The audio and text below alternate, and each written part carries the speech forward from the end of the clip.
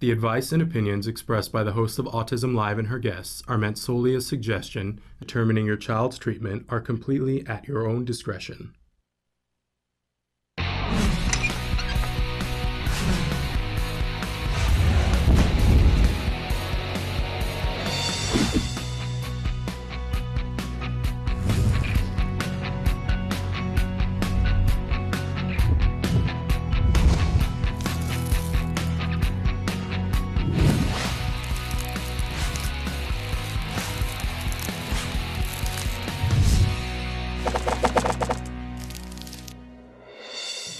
Good morning and welcome to Autism Live. I'm Shannon Penrod and we're webcasting to you live from the Center for Autism and Related Disorders headquarters in Tarzana, California. It's Monday, it's May 7th. Can you believe it? We're already this far into the year. But thrilled to be here with you on this lovely spring morning. We're going to be with you for the next 3 hours talking about topics having to do with autism and how we can be more effective and more efficient members of a child's team who has an autism spectrum diagnosis. Whether you're a parent, a teacher, a practitioner, we know that that's on the top of your list of priorities, to be able to be a part of that team, to be efficient, to be effective. So we'll be talking about how you can show up on that team in a really strong way. In particular, we talk a lot about ABA here, Applied Behavior Analysis, because we know that even the Surgeon General has said this is the gold standard of treatment for autism. We know that it's the only scientifically proven effective treatment for autism. And not only is it effective for our kids, it's effective for all of our kids. Whether you have a child who is very high functioning, maybe has Asperger's, and just needs a couple of things to help them to progress and reach their fullest potential, then we know that ABA can be effective for that. Or if you have a child who's profoundly affected, that you're struggling to even find the way to find functional communication skills, we know that ABA is effective for that. And by the way, everything in between. And as if that weren't exciting enough, we also know that ABA is effective for all of us, ourselves, our partners, our children's teachers, for our in-laws, all of those people. The principles of ABA have to do with behavior, and since we're all exhibiting behavior all the time, we're all, even at this moment in time, you and I are engaged in behavior, then we know that these tools can be effective for us leading a happier, more productive life. So that's the extra bonus. I always like to remind you that this is meant to be a conversation, one that we hope you will participate in with your questions, your comments, your concerns. We want to know what you need from us, because we're here to help you. There are lots of different ways that you can participate in the conversation. If you're watching us right now on autism-live.com, then you'll see across the top of the screen it says either live or rebroadcast. If it says live, then you have the opportunity in your question box to, you don't have to log in or anything, just type away, hit enter, and it will show up magically right here on my screen. We can be having a conversation in that way. Instant gratification. It's cool, right? Love technology. If it says rebroadcast, though, you can still be a part of the conversation, and there are many different ways in which you can do that. We're showing you right now the email address that you can email us. Doesn't matter what time of day or night it is, wherever you are in the world, you can email it, your questions, suggestions, comments, concerns to us. We will get them and talk about it on the next available live show, but we'll also send you a typewritten response as well. You can also phone us. If you want to phone during business hours, someone will be here to answer the phone. If we're live, you could even be patched into the studio and you and I can have a conversation in that way. But if you call us and it's not business hours here on the West Coast in the United States, we will get your message and return your call as soon as we're back in the office. You can also Skype in with us. If we're live on the show and you're liking the way your hair is today and you've got a camera, we can even put your picture up and you and I can be having a conversation in that way. So that's a wonderful thing.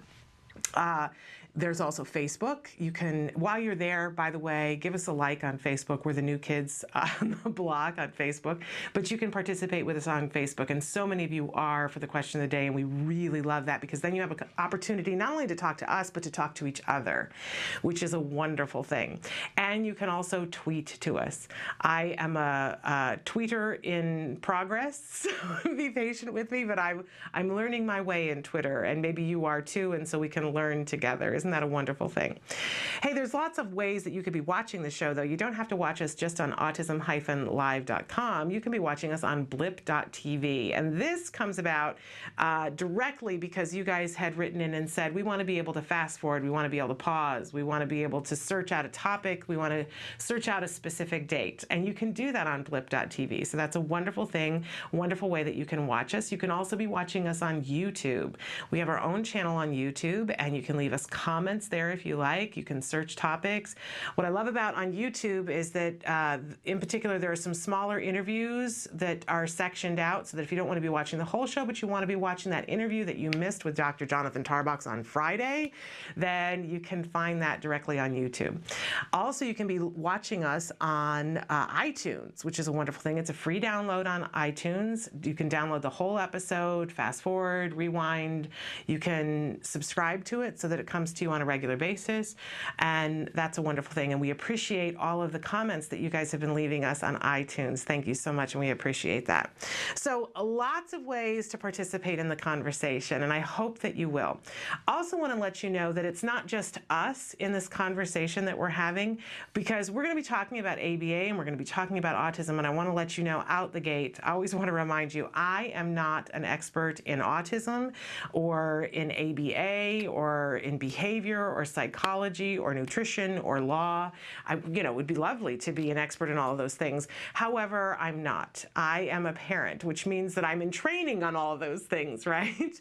Because we all need to know a little bit of these different things when we have a child on the spectrum. So that is why I'm here. I have a son who was diagnosed with autism at the age of 2.5, and he is about to be 9. I can't even believe that, how fast the time goes, right?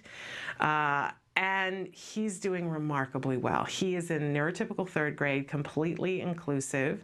Even as we speak right now, he is sitting down taking his STAR testing with absolutely no accommodation and rocking it, I am sure.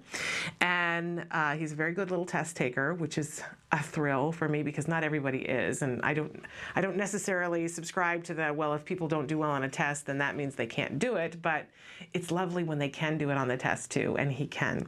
And I have conversations with my child. That's one of the things that I want you to know, that when my child was diagnosed, there was no functional communication skill. He had lost all of his language, and it was a really dark time in my life. And I needed answers, and I found it difficult to find answers. I found some parents, and eventually we were lucky enough to have some other parents steer us to the Center for Autism and Related Disorders, which is where we started our intensive ABA right after his 3rd birthday. And as a result of that, I got my child back. It's Monday. We're not even 15 minutes and already I'm emotional. But in those moments when, after he was first diagnosed, or even before he was diagnosed, when I started to see my child slip away from me, the fear that was inside me of what does this mean and where are we going to end up was huge.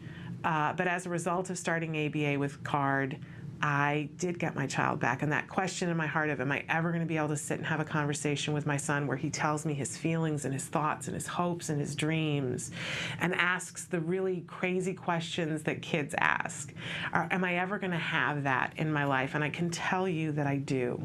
I absolutely do. And we continue to work in progress every day. I mentioned to you guys, we're coming up on the 1-year mark of when my son graduated from his ABA program here at CARD.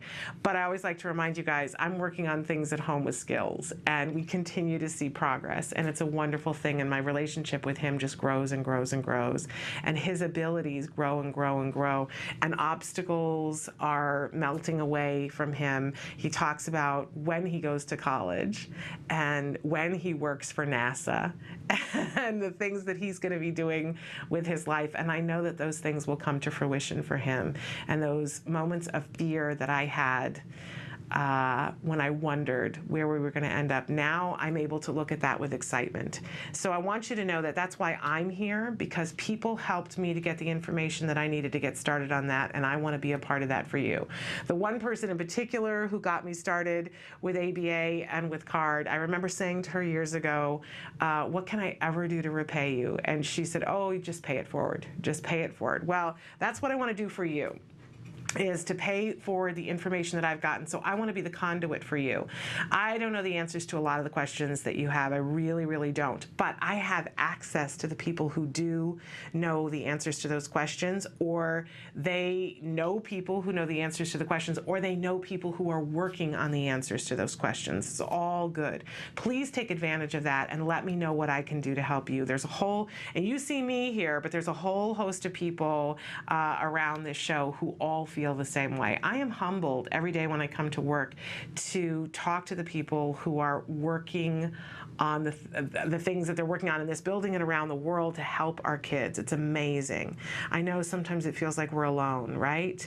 But you're not. That's what it feels like, but the truth is you're not alone. I'm here, and there's a whole host of people here that are waiting to help you. So be a part of the conversation. Let us know what we can do for you. If there's a topic that we're not covering, tell us. Just don't expect me to read your mind, because I'm not good at that. That doesn't work for me. We like to start every morning with something that I fondly refer to as the jargon of the day. And you know, the jargon that goes with ABA and autism and psychology is overwhelming to me still sometimes. I'm going to be honest about that somebody will say something. Now it's gotten into the ridiculous for me that if somebody says a whole long stream of things and I only catch every other word or every other anagram, I literally will crack up laughing. But there was a time when it would have made me crack up into tears, you know, especially when you're in the beginning and you are so desperate for help for your child, and you're asking somebody, okay, what should I do? And they start saying a bunch of words and a bunch of letters that you have no idea what they mean. It really can be very upsetting.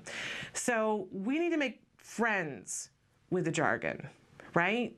If we want to be effective members of our child's team, we really have to come to a certain amount of peace with at least a few of the words, right? Some of the more important ones, and then gradually add more over time. It's just like how we teach our kids. We're not going to give the whole big overwhelming enchilada all at once and expect them to get it, right? How could we expect ourselves to do that? So if we do just a little bit every day, and I think it's fun to make fun of some of the jargon terms, that's what's reinforcing to me, but we got to make it reinforcing to ourselves, right? But a little bit at a time, one word, one phrase, one anagram, give you the actual definition, and then give you a working definition so that you can begin to understand and apply it to your individual circumstance. Sometimes we're going to say the definitions and it still might not be 100% clear to you, but hang on, because when it comes up with your individual child, all of a sudden it's going to click and you'll go, oh, okay, that's what they were talking about. And then your understanding grows, makes you a stronger part of the team. Okay. So today's anagram, or today's letters, ASD. This is something that we're going to hear a lot, and it's something that's in the news all the time. We're going to talk a little bit about the designations here. So ASD stands for Autism Spectrum Diagnosis. So if your child has something that they've been diagnosed with on the autism spectrum, you may refer to them, the doctor may refer to it ASD. Okay, and our working definition for this, because they're a huge spectrum, right? And it makes it kind of confusing. We have some people who have a classic autism diagnosis. We have other people who have a PDD-NOS, and then we still have another group that is Asperger's syndrome. So it can be very confusing. And as these children become young adults, sometimes if you refer to somebody as having autism when they have Asperger's, it can be something that they could potentially even find disconcerting or offensive. I know that I sometimes work with a group of college students who all are somewhere on the spectrum, right? And some of them don't care. They're like, oh, you can refer to it as autism or you can refer to it as Asperger's, it doesn't matter to me. And And some of the other, it's mostly gentlemen, and one young woman, some of the others are like, no, I really don't appreciate it if you refer to me as having Asperger's when in fact I have autism, or, so the general and politically correct term that you can use right now is ASD, because that encompasses everything. Now, as the diagnosis criteria changes, and we've been hearing about this a lot in the news, that in 2013, next year, the criteria is going to change. And when it does, what we're hearing is that we're going to get rid of these terms, and that it's going to be more focused on whether somebody is high functioning in a given area or low functioning in a given area. Mild, moderate, severe is what we're hearing. And supposedly this month, we're going to hear some more information about that new criteria. But for the moment, right, we don't want to get too far ahead of ourselves. For the moment, the designations that we have: autism, PDD-NOS, and Asperger's syndrome. All of them vastly different, but having some same threads that go through them. And I think later on this week we have scheduled to actually go through what the criteria is for each of the different diagnoses on the spectrum. But to get used to the idea that when somebody says ASD, this is what they're referring to: autism spectrum. And there is a huge spectrum. Okay. I feel like I'm just rambling on today. In any case, we always have a question of the day. I love the question of the day because it's really designed to get you thinking and get you participating. We love it when you participate on Facebook because, as I said before, not only do you get to talk to us, but you get to talk to each other. And I've seen that if somebody writes in and says something that they're having a rough day, that so many of you respond, and there's an outpouring of support and concern and advice and help and offers of a hand. I think that's a wonderful, wonderful byproduct. And we all get to learn from the things that we respond, right? So our question today is, what made you decide to seek out a diagnosis? So here was your child, and there was one day when you did not think that it was necessary for you to go and get your child looked at and evaluated to see if they had ASD. And then there was another day when you said, okay, I better go and do this. And what was the thing that made you decide, okay, it's time? Was it a relative? Was it somebody in your family who said, I think you have a problem? Was it a teacher? Was it something in your gut? How did that come about? I'm incredibly interested to know. And I think it's so important that we share these kinds of topics and what motivated us and what we saw, because you know that there are so many people out there who have that fear in the pit of their stomach, but either somebody has said, oh, you don't need to worry, or they just haven't faced it. I always like to talk about that river in Egypt, denial, because I don't know about you, but I went through a period of denial. I also, every once in a while, I would dip out of denial and I would say to somebody close to me, don't you think there's something going on? Don't you think there's something going on? And, the people around me who wanted my life to be perfect and wonderful and did not choose this for me, right, that my child has ASD, they would say, oh, no, everything's okay. And I would go, okay, great, I can go back to that river in Egypt. Until one day when I couldn't. And I think it's different for everybody, but yet when we talk about it, it allows somebody else to look at it and say, okay, that I see that too. Maybe I better go and seek out a diagnosis. And we know how important it is to be able to get early intervention for our kids, right? I think we're all on that page, and I think that bit of information has been gotten out there. And yet there's an emotional component that we don't always acknowledge, or that isn't acknowledged in all the ads about early intervention, that in order to get that early intervention, you got to get past the fear. And those of us who are already past the diagnosis, we certainly understand that, right? For my son, I mentioned before, he regressed into autism. He had been speaking in full sentences, and I always say that it was literally like a thief would come in the night and take little pieces of him. And just enough so that I would notice, but so little that when I would say to other people, don't you think that's weird? No, everything's fine. Everything's wonderful. Even our pediatrician. And it wasn't until a family member visited, and they had not been at our house for a good 6-7 months, and they looked at it, and I have something that I want to read you guys later on, but they looked at the situation and said, oh man, you've got some really bad parenting going on here, because your child's not even responding when you're saying, and just pointed out all the things. Now, their thing with it was, you're not parenting correctly. But when they listed all of the different things that were going on, I couldn't be in denial anymore. I just couldn't. And also, we had taken, I'll never forget, it was a Halloween birthday party. We took my son, and he was engaging in every challenging behavior there was, you guys. He was biting, he was hitting his head against the wall, hitting his head against the floor, throwing things, swiping things off tables. I mean, he had the challenging behavior going on, right? Whether it was hurting himself or hurting somebody else. It was all of the above. And we went to this Halloween party, and I'll never forget it. They had a Buzz Lightyear toy, and my son loved Buzz Lightyear. And there were a bunch of, he was not quite 2.5 at this point, and the birthday party was for a child who was just slightly older, not even a year older. And so all of the kids that were there were pretty much his age. And he took the Buzz Lightyear and went into the corner for the entire party.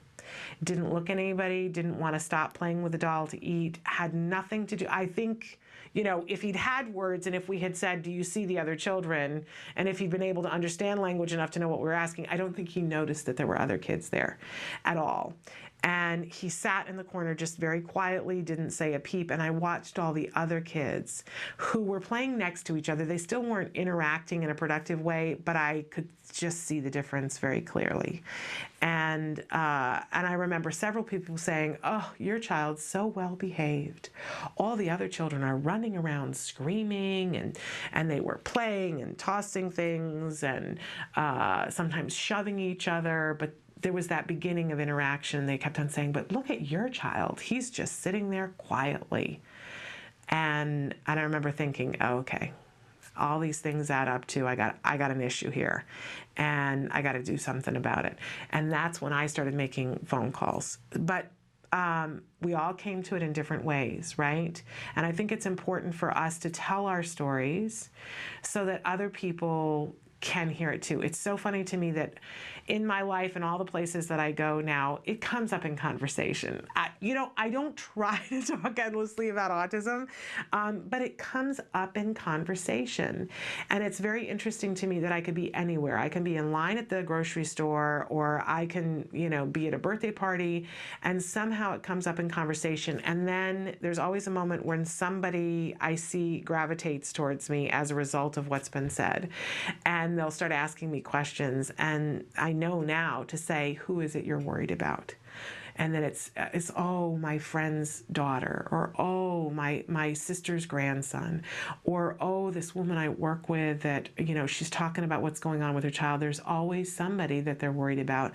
And I do think it's important that we tell all of our stories, because the only story I had heard was children who it was like a light switch, that the child was there and then the light switch went off. I had not heard about regressive autism. So I didn't know.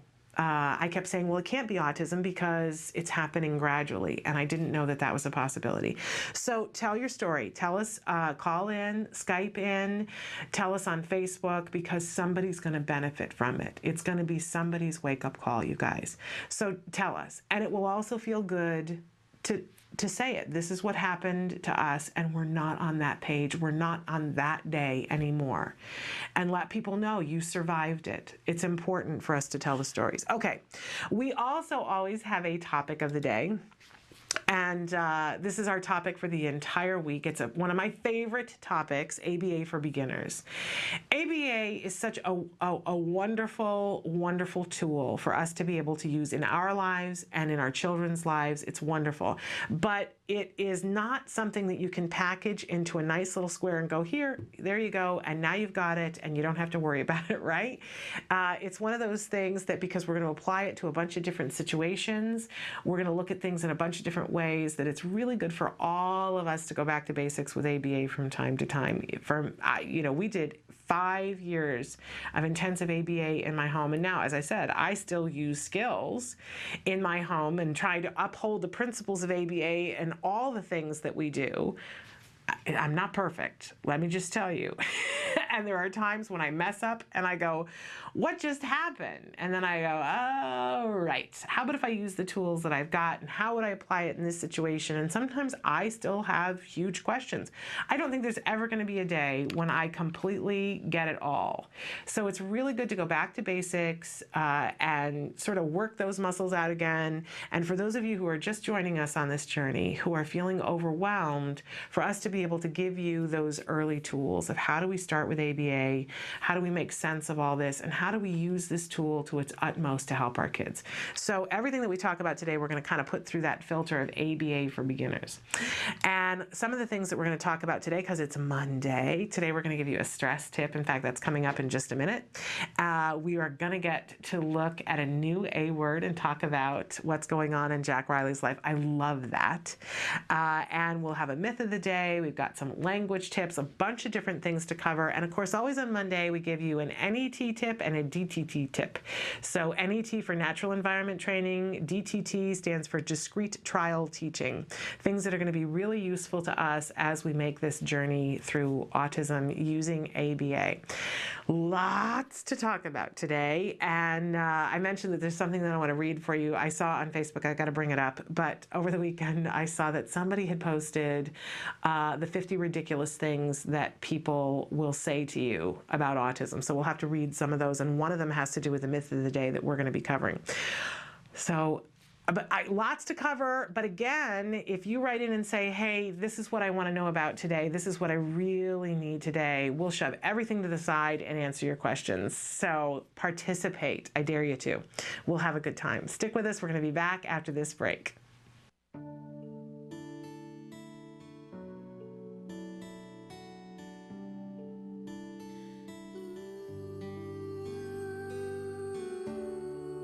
I am grateful for Autism Speaks because they allow families like me to have hope. They're working towards having these children live better lives. There's a space for you. Yeah, there's a world for you, and there's a community that is behind you. And one that has really been able to be the singular voice for people who are involved with and who care about autism. I do have autism, but I don't let that become a disability for me. Autism Speaks is going to continue to help those who need it, and just look at all the stuff they've done so far and you will be impressed. 3, 2, 1.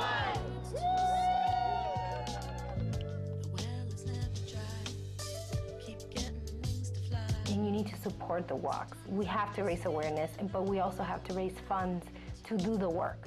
I'm grateful for Autism Speaks for one main reason, is they are allowing me to focus on the research. The work that Autism Speaks has been doing is critical for keeping autism research on the radar screen.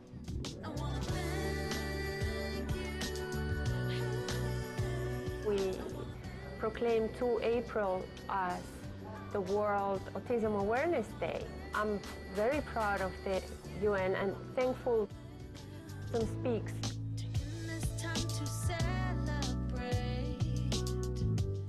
Getting the health mandate bill passed in New Jersey particularly, we needed to be able to make an argument, not just do this because it's the right thing to do, but do it because it's cost effective.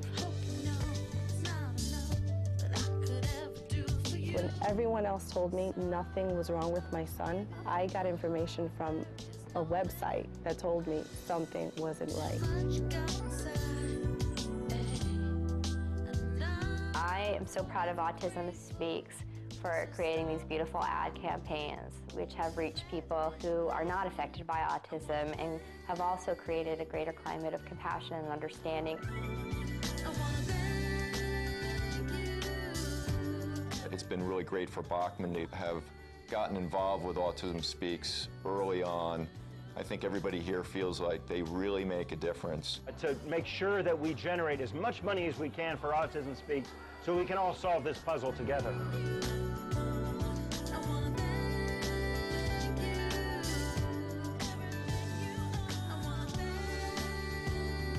There's no way we could have come this far without our families, without our supporters to date, but there's so much farther we have to go. And everybody's invited to join this cause. We need all the help we can get to make the difference we know we can make.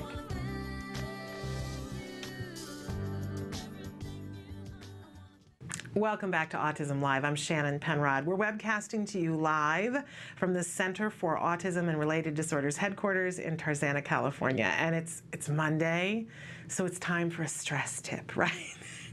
We know that on this journey, we are going to experience a great deal of stress, right? It just is a given. There have been studies that have shown that we have stress, right? And we all go, duh. Yes, this is a stressful journey for us, for our families, for our children. And you know that old thing about when you're on the airplane, if the oxygen masks, you got to put it on yourself first before you put it on your child. Well, there's so many things that this can be applied to, and our stress has to be one of them. We have to be able to manage our stress so that we can help our children. If our whole desire, our whole goal is to be the most effective, efficient member of our child's team, or at least be a strong member of our child's team, then this has to be high on the list, managing the stress. So every Monday we try to give you a stress tip about the kinds of things that you can do. We've talked about how important it is to breathe, how important it is to exercise, meditate, all those wonderful things. But today's stress tip is about laughter. It's so important to remember to laugh. I was talking to somebody over the weekend, and she was sharing that she couldn't remember the last time she laughed, like really laughed. And we know that things happen to our body when we really, you know, that belly laugh when afterwards your stomach hurts because you've laughed so hard. It's hard to imagine sometimes, especially in the beginning with autism, of how you're going to get back to that, because your to-do list is like this long. But I got to tell you, you got to put laughter somewhere on that list. You have to gain a sense of humor about yourself and this journey that you're on and the things that are going to happen. We mentioned last week, and I got to plug them a little bit, Unintentional Humor. There's a wonderful book that was co-authored by a mom and her son on the spectrum about the kinds of things that come up, looking at literal meanings of words. But this is a wonderful book to have. And I'm looking here. They're www.unintentionalhumor.com. You can get this book, and they even have a Facebook page.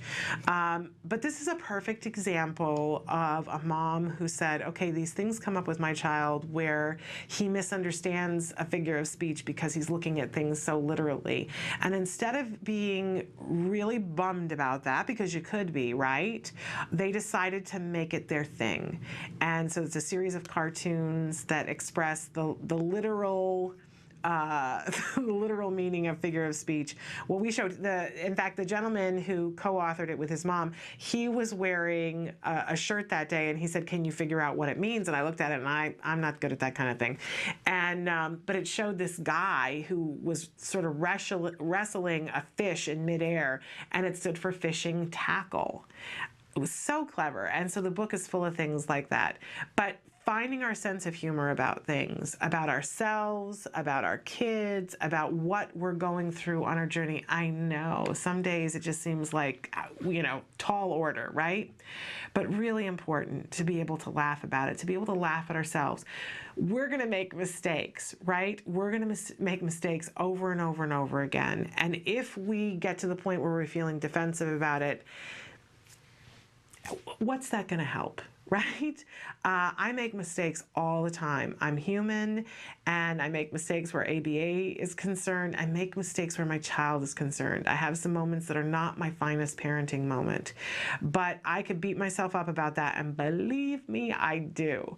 But at a certain point, we have to be able to laugh about it. And I think one of the greatest things about my husband is that he has a wonderful sense of humor. So we have sat and laughed our way through a bunch of different things. I've mentioned before that on the day that my son was diagnosed, that I actually had to go to an event that night, but when I came home, my husband and I, my son was in bed asleep, we sat down and watched, it was a Triumph the Insult Dog marathon, which is not for everyone, believe me, but it's so ridiculous. And we sat and laughed until we cried and held on to each other.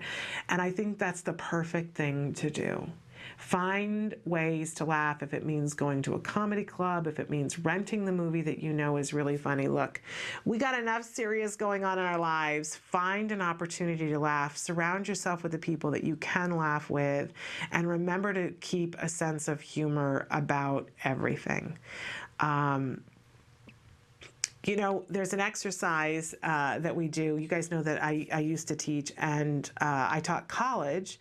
I also taught high school for a while, but and I used to teach theater.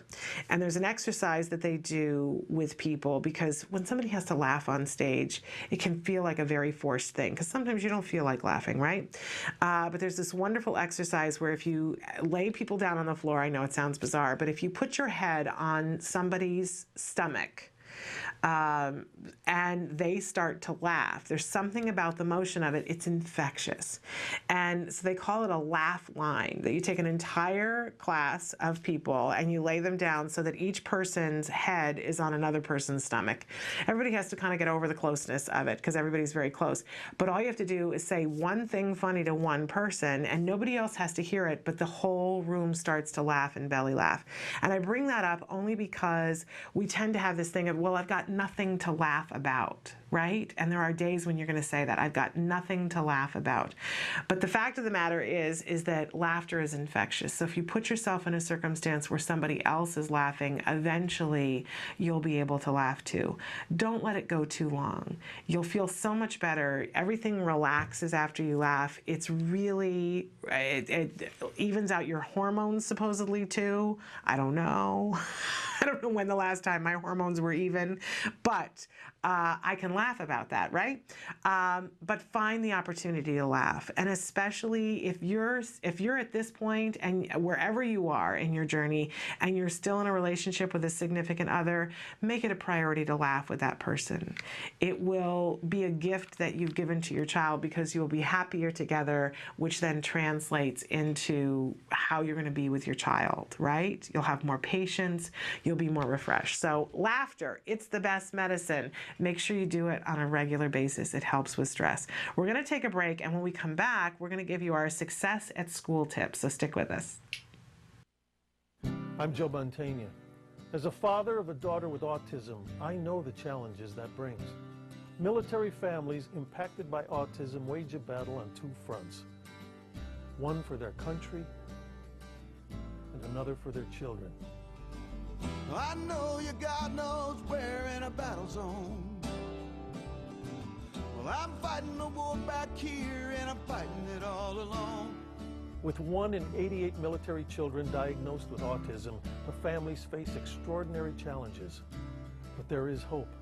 With intensive treatment, the lives of children with autism and their families can be changed. You can make a difference. The day we've all been waiting for. To learn how you can help a military child with autism, go to acttodayformilitaryfamilies.org. Thank you. Maybe tomorrow.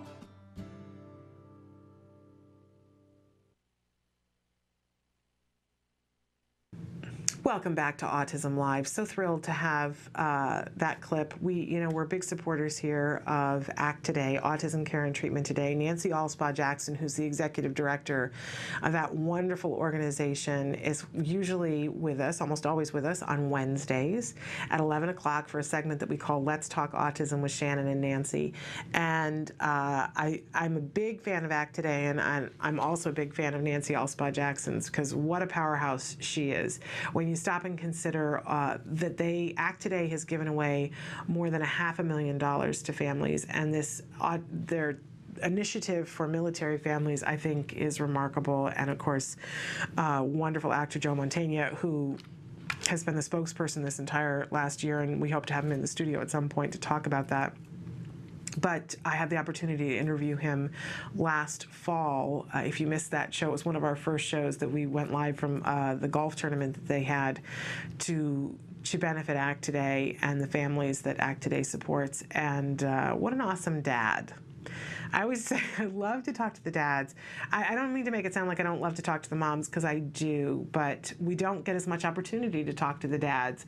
And there's something so powerful about when a parent, male or female, gets over the grief enough to kick into action, and how really, I can't think of another word. It's powerful, just absolutely powerful. And here's a dad who is very excited not only to help his child, but to help other people's children, and in particular the military families, because it's not okay. I don't think there's anybody who disagrees, right? That their prevalence had already been 1 in 88 for quite a long time. And, you know, here are these people who are putting their lives on the line and sometimes going overseas for extended periods of time. Can any of us imagine? I can't. After everything that we went through, and while we were going through it, and there were some things that I thought, man, I'm not even sure that I can get through this. But at no point was anybody in harm's way or leaving the country for we didn't know how long. So I can't even imagine. And they deserve our help and support for their kids with autism, absolutely. Okay, it's time for our Success at School tip. And on Mondays, we try to give you some little snippet of something that you can potentially do at your child's school to make it easier, to make it more productive. A lot of times we're not able to be in the classroom, and so there are things that are outside our control, right? That's hard for me. I don't know about you, but there are other things that we can take control over. And part of being efficient and effective is deciding, okay, what can I have control over? What don't I have control over? And so what am I going to do about it?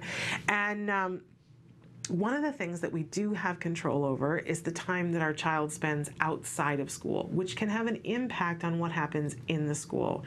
So we talk about play dates a lot, and how important play dates are, and how difficult they are to set up. And, you know, it's always that balancing act of which child, which parent, and all the different personalities to consider. But once our children start school, we know that at the beginning of the school year, you kind of get an idea. Kids will move around a little bit, but you kind of have an idea of who's in the classroom with them, right? And I think, and this is a lesson that has been brought home to me, that I have not been the best about it, so I'm saying this to you as I'm saying it to myself, to make friends with some of the moms of the kids that you want for your child to be playing with. Kids who are going to be patient, kids who are going to be helpful in the classroom, kids who can potentially take your child along. I know it's a little bit of a dicey thing, because you never want to be in a position where your child is just leaning on another child, that the child who, you know, whatever grade they're in has another responsibility and your child is it, right? We don't want it to be like that. It's not a crutch. But I do think not only is it beneficial for our child, but it's beneficial for the other child as well. You know, we've had Matt Asner on the show before, and he was telling the story about how when he went to school, that his best friend had Tourette's syndrome, and that what that did for him was give him a whole other skill set in terms of dealing with a friend who couldn't always do what you were asking them to do. It made him patient, it made him aware, and he says it made him a better person, and that it enriched his life. And that's the kind of relationship that I always want for my son. I want to find the kids who respond well, that it's a good fit. Now, is it going to be a good fit every day of the week? Obviously not. But when you start to see, okay, well, this child tends to have some patience, and they tend to be accepting of my child and helpful and not diminishing my child, then making friends with the other mom for potential play dates outside of school and fostering that relationship and making sure that that child gets reinforced for being patient with your child and including your child. So much of the time you guys have talked and shared through Facebook and through your emails that one of your biggest concerns is that your child doesn't have friends or doesn't have the friends relationship relationships that you would like for them to have. Well, we can't totally fix that on our own, right? We can work on those skills. We have the ability to do that so that our child has more potential for being able to make friends, but there's still that other side of the equation, the other child. And that's a difficult thing to get to. But if we see a child that there's the potential there, making friends with the parents of that child, having play dates, making it reinforcing for that child, making sure that they get the praise and things that go along with their actions of being patient with your child, I think that that's a really productive thing for us to do.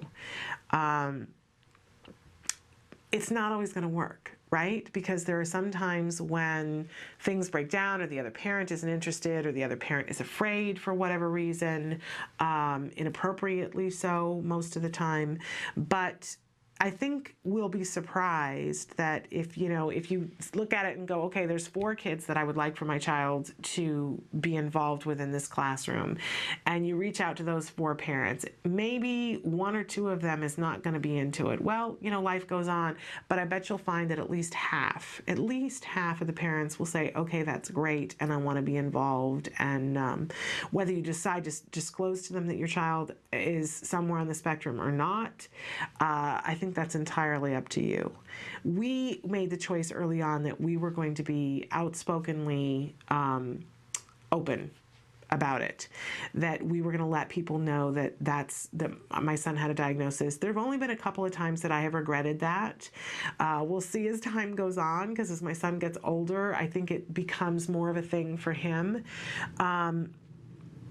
But I know everybody makes different choices, and you need to follow your gut to make the choice. And so if you decide not to disclose, that's fine, but still reaching out to the other parents and saying, there are other parents who reach out to me and their child is not on the spectrum, and they'll say, my child needs a friend. Can we do? And I go, oh, look at that. Why do I feel funny about that? I should not. So it's just another way that we can advocate for our children, taking the time. I know that it sounds odd, and people always laugh when I say this, but I'm incredibly shy. I could talk, but I'm incredibly shy. And, the whole thing of making new friends, not my most comfortable area, right? But we need to be able to do this for our kids, to make friends with those other moms. We have to pick strategically about which moms we think and dads too. I don't mean to leave the dads out of it, but who are the parents that we think are going to be open and patient and kind and considerate for our kids? So something to consider. Because we want our kids to do well. And having friends will be a part of that. And us being friends with the parents is what makes that happen. Success tip. Don't make it more stressful, though. We don't want you to be more stressed out than you were before. It actually could be the thing that ends up helping you, because if you have a social outlet, we were talking in the last tip about how important it is to laugh. If you have an outlet and have other new friends, it could be a thing that's really good for you. We know how easy it is to be isolated on this journey, and it might not be a bad thing for you to have some other moms that aren't dealing with autism that you can be friends with and have conversations about things that don't have to do with autism. It's tough. It's tough in the beginning, but worthwhile to examine. Let's take a little break and we'll come back in just a minute. Mostly the behavior started at night, but it was invading the day, where he would just speak one syllable and babble and pace around. When she was a year old, she lost speech. She did never seem to request me for anything, even for food.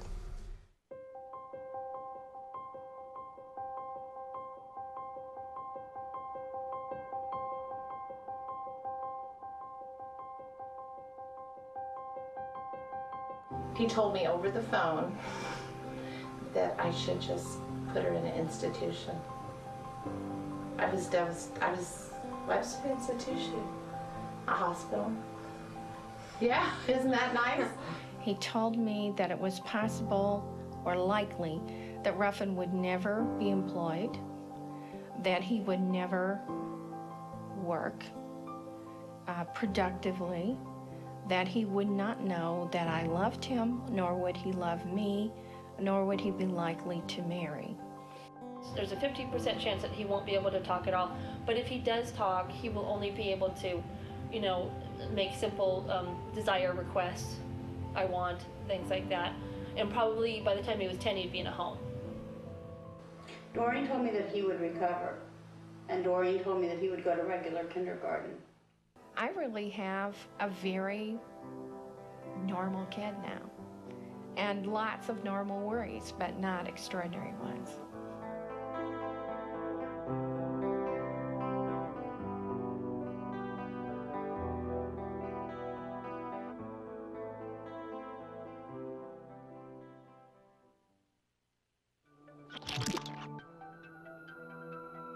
My name is Deli Popola, and I'm one of the creators of TheHotspot.com. TheHotspot.com is an online support system for families and specialists who are affected by autism across the whole world. Share inspirational stories, find resources in their area. Hope you can join. Welcome back to Autism Live. I'm Shannon Penrod, and I promised you, I said I read this over the weekend, and this is from autism-island.com, and this was a post about 50 things you should not say to a parent of a child with autism. And some of these, yeah, and I have to admit, I think I probably have said some of these, which is terrible. Okay, so I won't read all 50 of them, but here are some things. And the post, it says, and I encourage you to go and read it, autism-island.com. They said that they posted it for two different people, for autism parents and for the people that we interact with. So number one, that never say this to an autism parent, that autism is overdiagnosed. Yeah, those are fighting words, right? Number two, I've seen Rain Man in Temple Grandin. I totally get it, right? Number three, he must be really sad to run away so much. Oh, that's like a reason to never speak to somebody ever again. Oh, here's another one. Number four, stop being so sensitive. They were only joking when they called her, insert a nasty, hurtful name right here. Yeah, I've heard that one recently, in fact. Number five, he just needs to apply himself more. Number six, and this one, it depends on the day, how angry it makes me, but somebody saying, my kid does that too. Yes, we know that some of the things that our kids do, neurotypical kids do too. But your child did it once last Tuesday. My child's going to do it for the next 4 hours. So, right? Number seven, why do you let him carry that fill in the blank around everywhere? Some of these are just too much. Oh, here's another one. At least she can, and fill in the blank, talk, walk, smile, etc., as if that's the expectation and you should be happy with that much and no more. Oh, another one. It must be so nice to get special treatment everywhere. The parent who said to me, the well-meaning parent, and I'm still speaking to her, but who said, oh, you're so lucky that your child has autism because you get all that free help. And all those people who come to your house, it's like you have free nannies. Yeah. Like, you want to put a big sign that says, you don't get it, right? Oh, here's another one. God knew you could handle this. I think I may have said that at some point. Oh, and this other one. Are you sure he has autism? He seems fine to me. That's lovely. Thank you so much. Nobody has ever said this to me. Thank goodness for them. How dare your child not look at me when I'm talking to them? That would be ugly if somebody ever said that to me. Another one, he can talk, he just doesn't want to. Thank you. Thank you so much. Oh, if you knew she might melt down, why did you come here?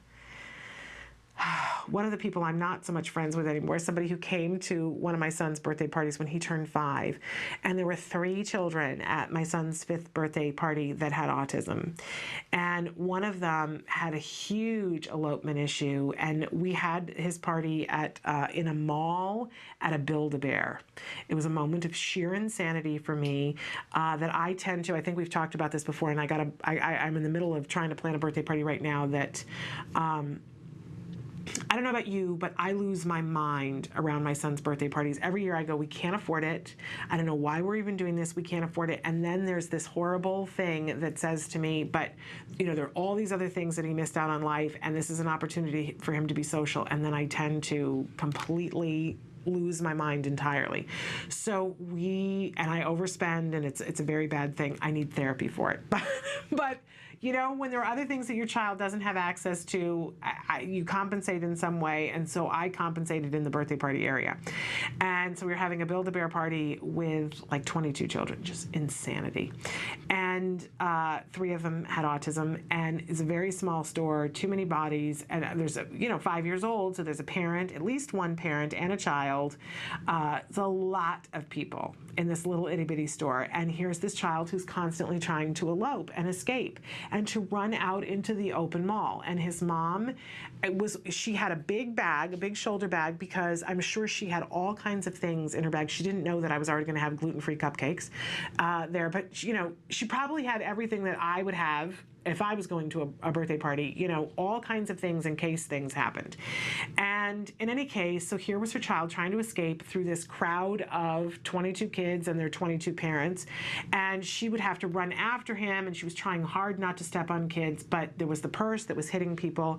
And this one, not so much friend of mine anymore, but got hit a couple of times with the purse, for which I feel really bad about. That, is not okay, right? But then the comments the next day about, why did she even bring him? And I said, what do you mean? And she said, well, if you know your child's going to behave like that, if you know your child's a flight risk, then you should just stay home. And I said, are you saying forever that she should stay home, that she shouldn't try to socialize this child? She should never try to work on it, that she should just give up? What is it you're saying? And she said, well, no, but I wouldn't take him to a crowd. And I said, okay, so what exactly should she take him to? Like, what exactly would you like to exclude him from? And she said, okay, now you're getting all offended. And I said, yeah, because honestly, I hear that it was unpleasant for you, and I'm sorry that you got hit with the pocketbook in the head twice, right? That's not okay, right? But if that's the worst thing that happened to you while she was trying to keep her child safe from running out of the mall and into oncoming traffic, she just wasn't seeing it, though. She was like, I just think, if you know that your kid can't do it, you should just keep him at home, because that's what would be better for you. Anyway, okay, another one. She can't have autism. She looked me in the eye. Here's a great one. I have a miracle cure for autism to tell you about. These are the 50 things, if you're just tuning in, these are the 50 things that you should never say to an autism parent. Oh, Disneyland would be much easier for you if you left him home with your mother. No, Disneyland has that pass, that alleged pass that we never talk about here, that if you go to the main street and tell them that your child has autism and has difficulty standing in line, you could allegedly get that pass. But we don't talk about that. Mom's the word on that. It's good your baby is a girl, so she won't have autism like her brothers. How do people sleep when they say things like this? There's nothing wrong with her. She's just quirky. Yeah. You just need to force her to sit through it. She'll learn. Thank you. I gave up on him and stopped trying. We've all heard that from a teacher, right? I can't believe she isn't potty trained already. That's helpful. He's so spoiled. He can't have autism. He's so smart. Whew, she's a girl. She can't have autism. And I'm picking through some of these things. You're so normal. How did you have a child with autism? Does this mean she's really good at math, art, music, etc.? Fill in the blank. Whew, he doesn't have autism. He has discipline problems. That's one I heard. Are they in a normal classroom? Is that okay? Oh, yeah. You made up the autism diagnosis for attention. There's another one. Make her come and give me a hug. Oh, thank you, because it's all about you. And can't you just control him? I just picked through some of them, but this is really amazing, you guys. Worthwhile to read and worthwhile to be posting on Facebook so that maybe some of your friends who say these silly things will stop saying them. Again, it's www.autism-island.com, and it's the 50 things you should not say to autism parents. So, really an amazing, amazing article. And I'm sure that you guys could all add on to it as well. Hey, it's time for this week's The A Word. We like to show you one episode every week and take a little bit of time to talk about it. So it's a new episode. It's Monday. This is a documentary that's being made here at the Center for Autism and Related Disorders about a little boy, Jack Riley. They're following him. He got his diagnosis shortly after he turned 2, and at this point in the series, he's about to turn 3, and he's been getting ABA therapy for about 6 months at this point. He's making tremendous progress, but he's also struggling with some aspects of the things that he's learning. He recently started to bite. That was what last week's episode was about. So let's take a peek and see what's going on with Jack Riley this week.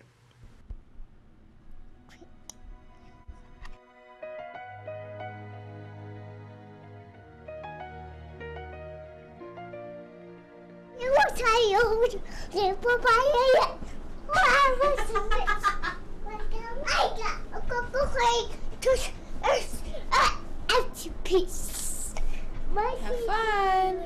Okay, bye.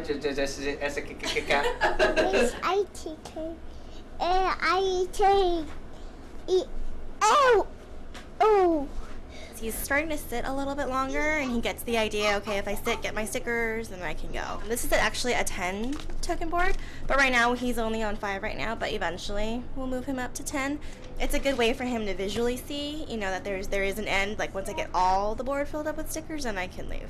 Jessica does a preference assessment to see what Jack Riley wants to work for before she begins her first trial. Okay, what do you want, pancakes or do you want bubbles? Bubbles. Say I. I want pancake. Okay. Do you want pancakes or bubbles? Pancakes. Pancakes? Say, I want pancakes. Want pancakes. Okay, sounds good. What's your dad's name? Mike. Mike, good job. Here you go. You want to put the J on? Push Put the J. J. Good job. Nice job. When's your birthday? December 15th. December 15th. Good job. How old are you? 2. Nice. Can you show me the fingers? 2. 2. Good job. Here you go. What's your mom's name? Cheryl. Cheryl. Very good. Whoops. Here you go. Put another one on there. Where does the K go? Good job. What does it say? Jack. Say Riley. There you go. All done. Here you go. Say it's good. Okay, go play. See you later. Just good.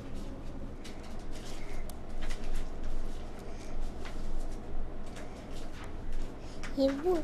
He's. What? Here, you wanna bring the tractor?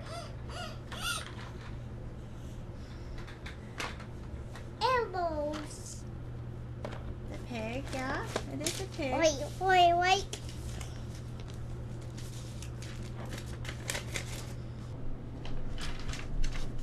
He's lining up the dinosaurs in the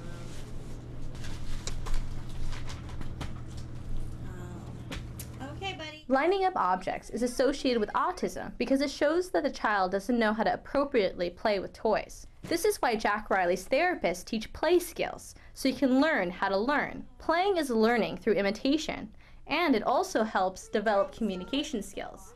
This is why the behavior is redirected.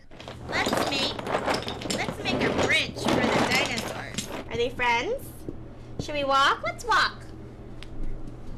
Let's walk. Yay! Let's go play. What else can we do? Jack, what is this? It's Is it this way? Is it this? It's a this way? Is it this way? Is it a bridge? Did you make a bridge? Making a bridge. It's a bridge? Can the dinosaur walk on the bridge? Walk on the bridge? Walk. Can you make the dinosaur walk? You do it. Dinosaur walk. Jack Riley, do it. Make him walk. Walk. Here, slide down. Slide. Whee! Ready? I want to do it. Ready? Whee! Sometimes lining up toys can be appropriate play. Jack Riley lines up his blocks to build a bridge. What makes lining up toys an indicator for autism is when the behavior is limited and is the only way the child interacts with the objects. That's more creative, Jack. At clinic, Sabrina suggested to make a visual schedule because he's been having a hard time walking outside. So look, what's this first? There's Dad, there's you, there's Miss Shireen. You're holding hands. Like you're walking on the sidewalk, holding hands. And then when you get to the grass, you stop. You stop. You stop. Yep. You stop. And then what do you get to do? You get to run on the grass. Say run on the grass. Good job. The end. But yeah, so we were gonna show him like along the way as every step, like you walk out, you hold hand, and emphasize holding hands. Okay. You guys walking the sidewalk holding hands, and then the next picture is you guys stopping in front of the grass. Okay. Still holding hands. Okay. And then his reward is you get to play. He gets to play on the grass. And he got the concept or the idea. Anyway, we'll see if put into play, will he get it? But I'm sure he'll get it. He'll get it. That. Yeah. Having a destination was the biggest thing for him. Like knowing what the goal was. I think before you say come here, and he thinks it's over. And yesterday he'd be playing and Cheryl would say come here, and he'd run down, and then she'd whisper, you want to go to the grass? And so he just was. Good. I think it's all been about, now we have to go in every time we call him. Every tantrum he has are really a lot of his bad behaviors because he doesn't know. What do you have to do first? Remember? What are you gonna do first, though? Hold what? You want to do it or you want me to do it? Hold what? Since he sees your picture. Hold hands. Go hold hands with Dad, like the picture. Good. All right. Remember like yesterday. 15, 16, 17, 18, 19. See, we still hold hands. No, we still hold hands. Stop. Right? Yeah, we still hold hands. Where do you guys know that? Right here, and then we made him ask. Yeah, then we stop and make him ask. Can you say, I want to play on the grass? Okay, go. Yay! Go! Have you hugged your tree today? You gonna kiss it too? Tree hugger and a tree. Come here.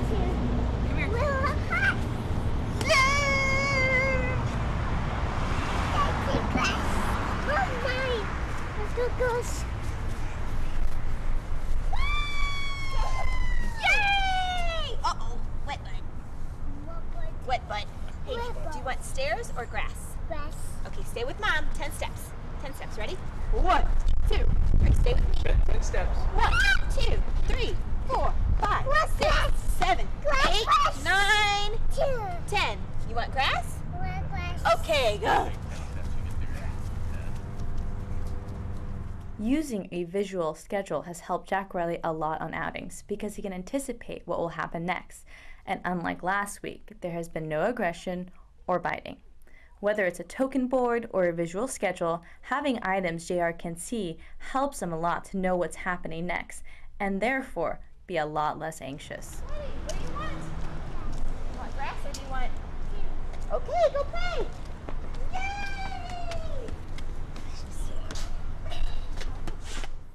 I love this documentary.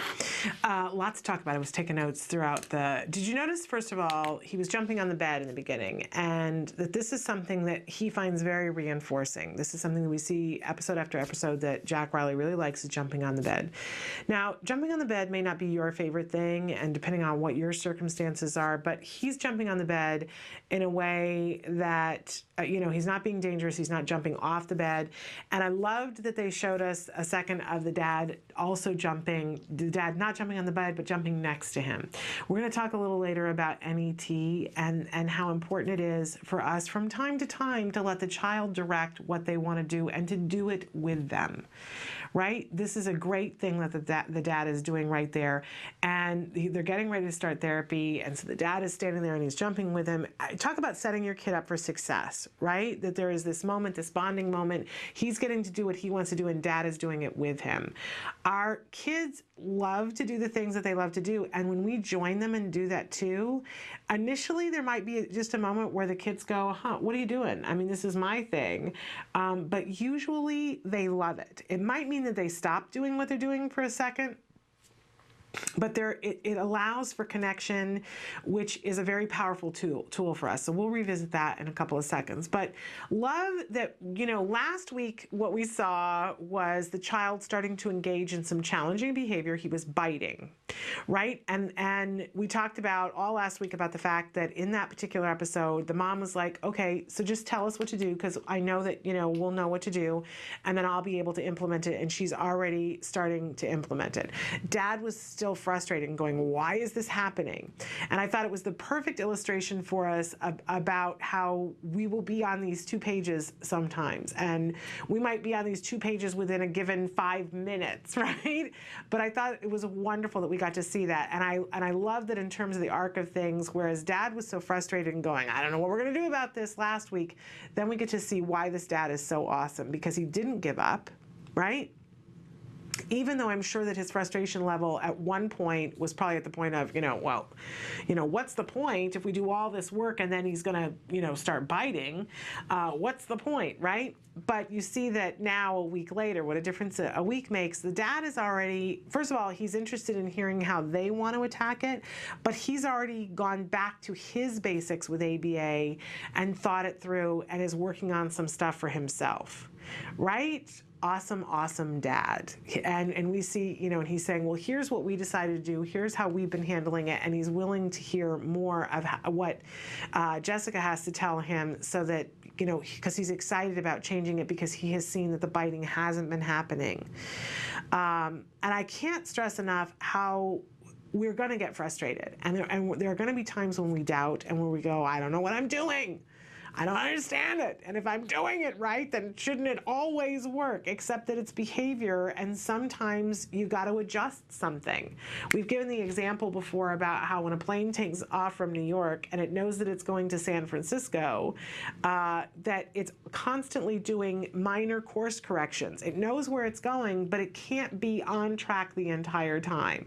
It's constantly monitoring and going, okay, we got a little off, we got to go, oh, now we're a little off here, we got to, same thing with ABA. We're constantly going to be making course corrections because we know where we're going, but it's not as though it's this clear-cut line that we can toe constantly, right? So the dad has made some adjustments, the mom has made the adjustments, and now the therapist is back and saying, and I want to add one more thing to it. And the whole point about having a visual schedule. Now, not all kids are visual, right? So this isn't going to be the thing for all kids.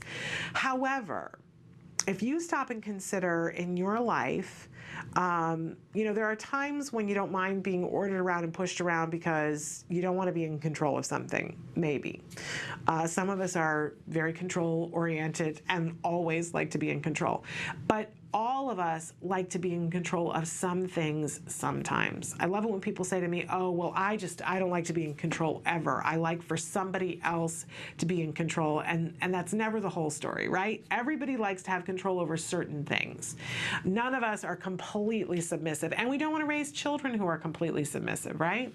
And if you stop and consider, I always like to use the example, if you're going someplace in a trip and you're the person who's driving and the person in the passenger seat has the driving directions, directions. We all like to get our driving directions in different ways, but we all can be driven crazy and get very irritable if we don't know what's happening, right?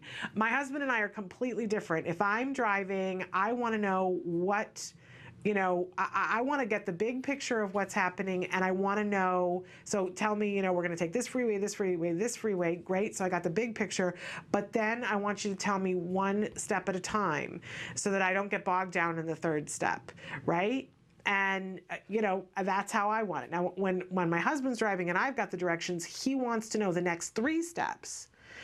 He doesn't want to know the big picture because it overwhelms him. He wants to know the next 3 steps, and he wants you to keep telling him the next 3 steps. Okay, we're going to go down to this street. We're going to take a left.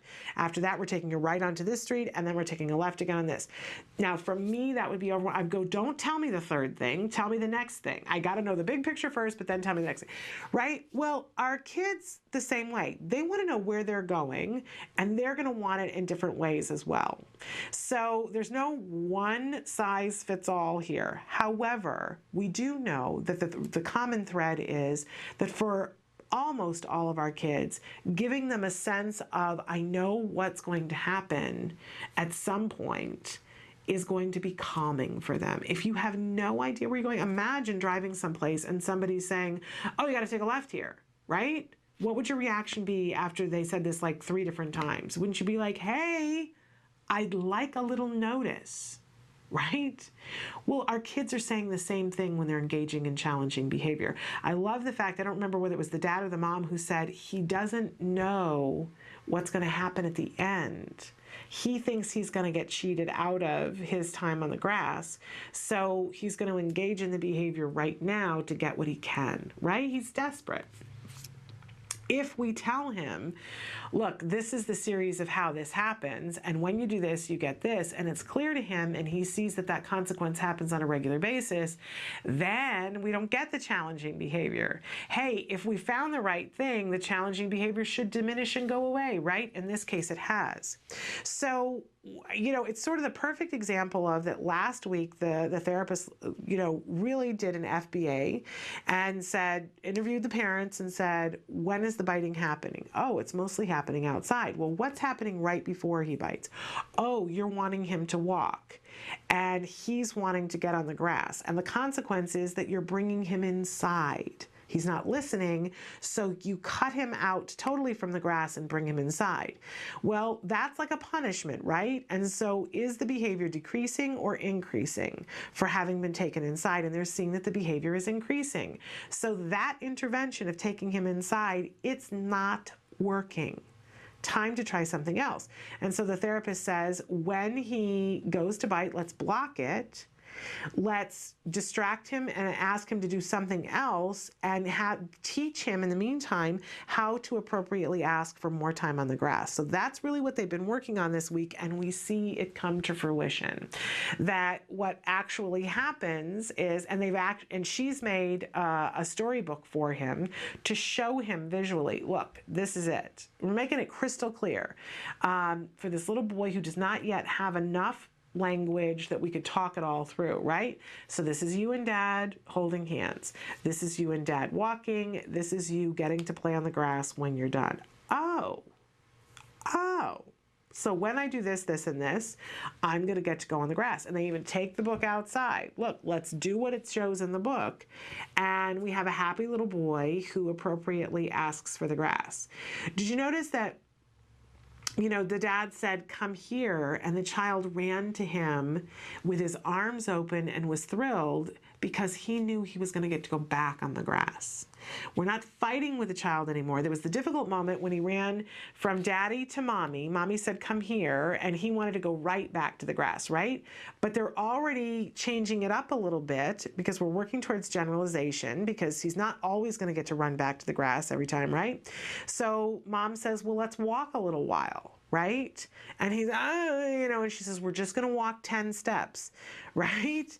And, and they start to walk. They go 1, 2, 3, and he's pulling on the arm. And she says, no, we're just going to walk 10 steps. But she doesn't go from 3, right? Because that would be rewarding this difficulty that he, so we go back to 10. and he takes the 10 steps, and now he gets back on the grass. And we'll see that will continue, so that then she'll say, well, let's take 15 steps. And when he knows that when this is done, I get to do what I want to do, he's going to be more willing to comply. But in the end, we want to have this happy, happy child instead of the struggle, right? We get so into this idea of, well, you know, I want to make sure that he does what I tell him to do. And if he doesn't, then he doesn't get to play with his toy, or he doesn't get to go here, right? I do this all the time. But it doesn't work. The bad news is, even though instinctively that's our go-to, it doesn't work. So, but this does. Did you notice? Here's this happy little boy who's not biting anymore, who is walking down the sidewalk and getting his needs met and using his words, saying, grass. I want more grass. This is a really good thing. I really want to talk about the token economy and the lining things up, but we're going to save that for tomorrow. But I encourage you to watch these episodes. If you didn't see last week's episode, you got to go back and watch last week's episode so that you can compare last week to this week. This is the heart of the whole thing right here. Because here we have last week that something's happening and it's not working, right? We want happy, happy, joyous, walking someplace and having a compliant child, and he's not. He's biting. And dad is certainly frustrated, and mom's like, we got to fix this. And here we have this week that they got a plan, and they're being consistent with their consequences, and they're rewarding instead of punishing, and it's working. So go back and watch that. You can always watch the A Word. They have their own YouTube channel. You can go back and watch from the beginning to see how far this child has come. And you can also watch ahead. We're not up to where the episodes are. So you can go back and watch, and you can watch ahead, but we will be covering those episodes. So there it is, their YouTube channel. Check it out. There's so many things to be learned here, and we'll talk more about the token economy system, the preference assessments, the personal knowledge program that they were working on there with him, and the lining up toys. We'll save that for tomorrow. I'm excited to talk about all that. We're going to take a break, and when we come back, we're going to address some of your responses to what really made you decide to seek out a diagnosis. Stick with us. Back in a minute.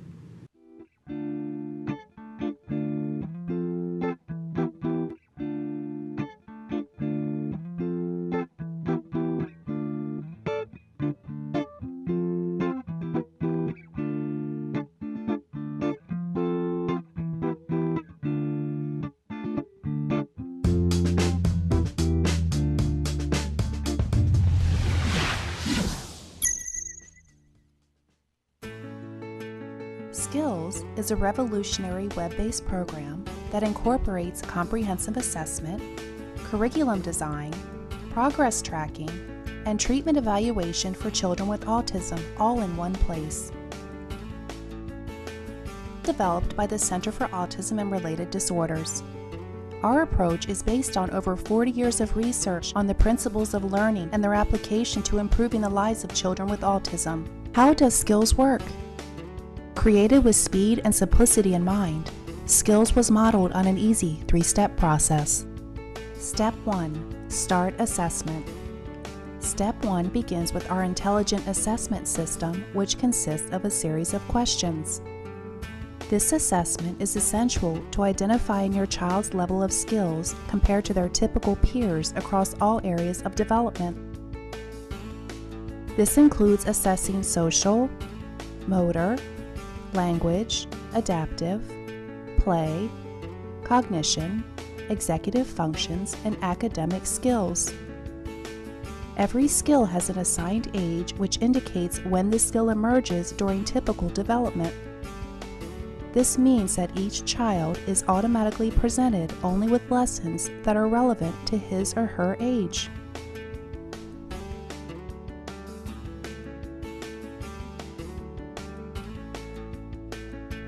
Step 2. Choosing activities. It's now easier than ever to build an individualized treatment plan. In Step 2, you are presented with an individualized pool of activities that are directly linked to your student's assessment results. Each activity represents a specific skill that has been indicated by the assessment as needing to be taught. Activities are categorized by curriculum and then by lesson. There are 3 main types of skills: building blocks, fundamental, and expansion skills.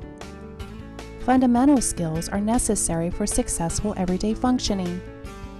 Building blocks are prerequisites to a fundamental skill. Expansion skills are non-essential skills, but may provide further enrichment in certain areas. After reviewing the activities available to you, you can quickly add your chosen activities to the treatment plan by simply checking the box and clicking the button. Step 3. Start treatment. Once you have selected and added the activities you want, you are ready to begin teaching. Skills provide you with all the tools necessary to design and manage an effective curriculum plan, such as printable activity guides that are customizable by the teacher, supplemental teaching aids including printable data sheets, teaching guides, visual aids, worksheets, and tracking forms, detailed IEP goals and benchmarks for each activity, brief and visually appealing video tutorials, a variety of treatment progress and clinical timeline charts, and lots more. And since Skills is completely web-based, everything you need is available 24 hours a day, 7 days a week, in one easy-to-access location. Skills users even benefit from unlimited access to a support community where they can ask questions and share ideas with a skills expert. Skills is always with you.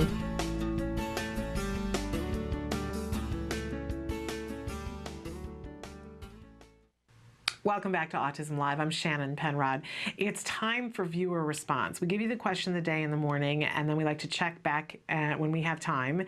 And we have time today to see what you guys have written. Our question today was, what made you decide to seek out a diagnosis? And it's fascinating, you guys. And I want to applaud you if you've written in, and we won't get to what everybody wrote, but you know, when you put it out there and you let somebody else know your story, you give somebody the opportunity to learn from what happened to you, both the good and the bad, right? Because I don't know anybody who doesn't have some regret and goes, oh, why didn't I see this? Why didn't I do that? You know, it's that age-old thing, and we beat ourselves up too much, right? And I do think the more you say it, the more you let go of it. Baggage that you put down, right?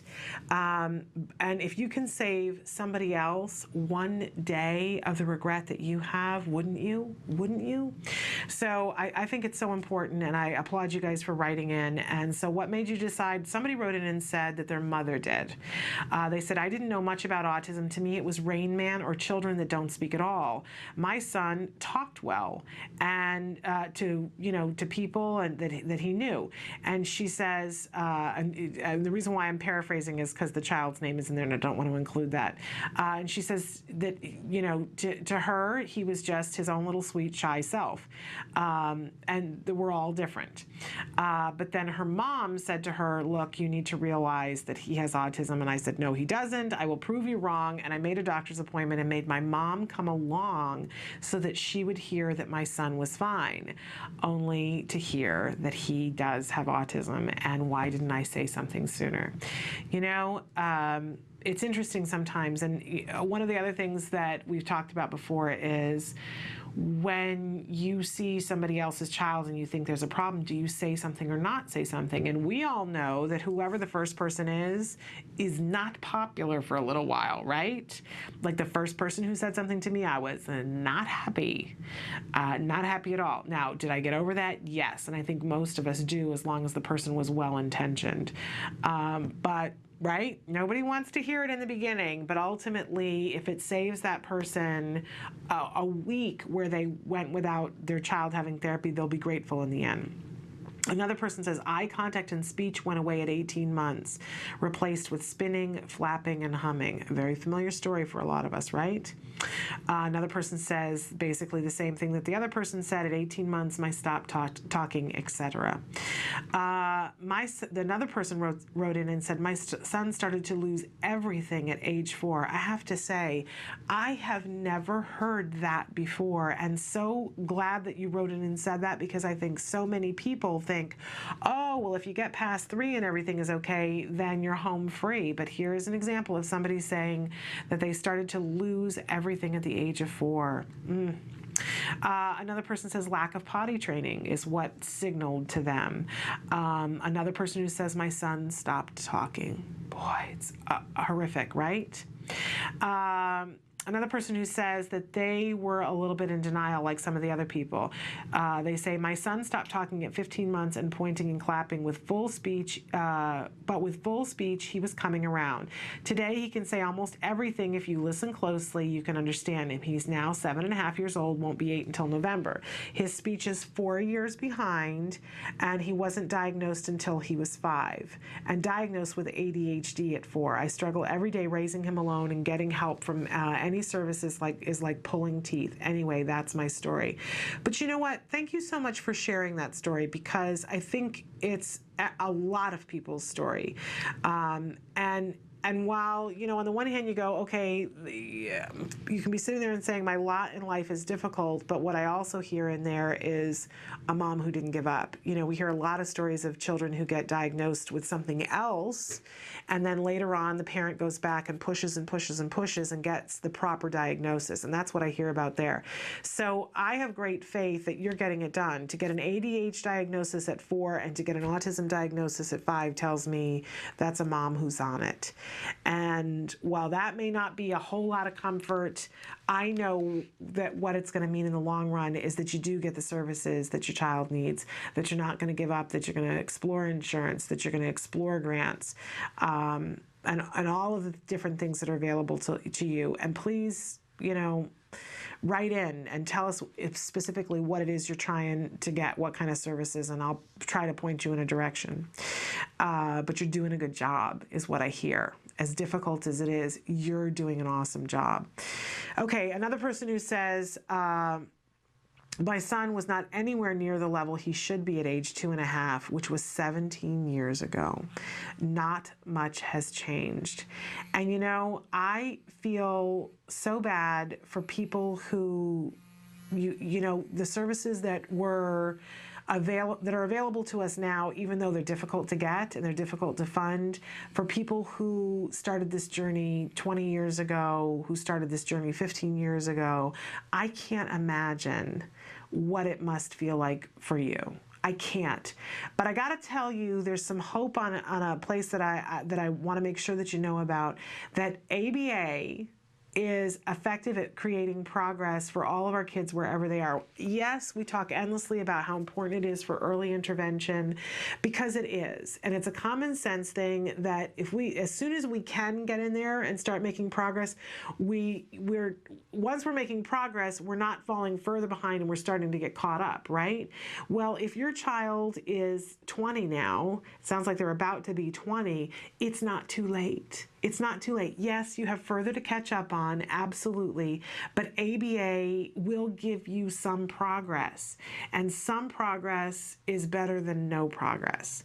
So I really hope that you're looking at your state's laws to see, because a lot of the laws, they cap out at a certain age of when kids can get funding for ABA, but I hope you're in a state where that's not the case. And if you are, I hope that you're going to use skills and start to literally address some of this stuff that's going on and get the progress that you need and that your child needs and deserves.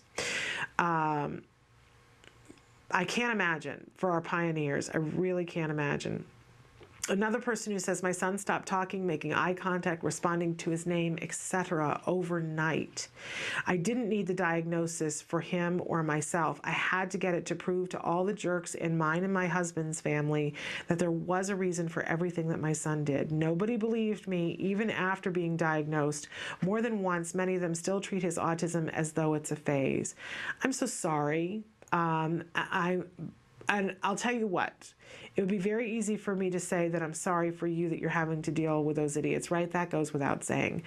But I definitely hear that that's a mom who's going to keep moving no matter what. And I'm sorry for these people in your family, because at some point they're going to realize that they did not respond appropriately, and that's going to be really hard to deal with for them. You know, ignorance is pervasive, right? Another person who writes in and says, my son lost his speech, didn't have eye contact, wouldn't let me hug him. I took him to a speech therapist and I asked her what could cause this, and she mentioned autism. I read up on it, knew he had it, and made an appointment where we got the diagnosis. It's frightening, isn't it? The first time you sit down and you read the actual different symptoms and start to recognize your child. But action is easier than sitting in grief, I always say. Okay, another person who said, my son was 2 months early, and you could tell he was behind developmentally, and that he was just different.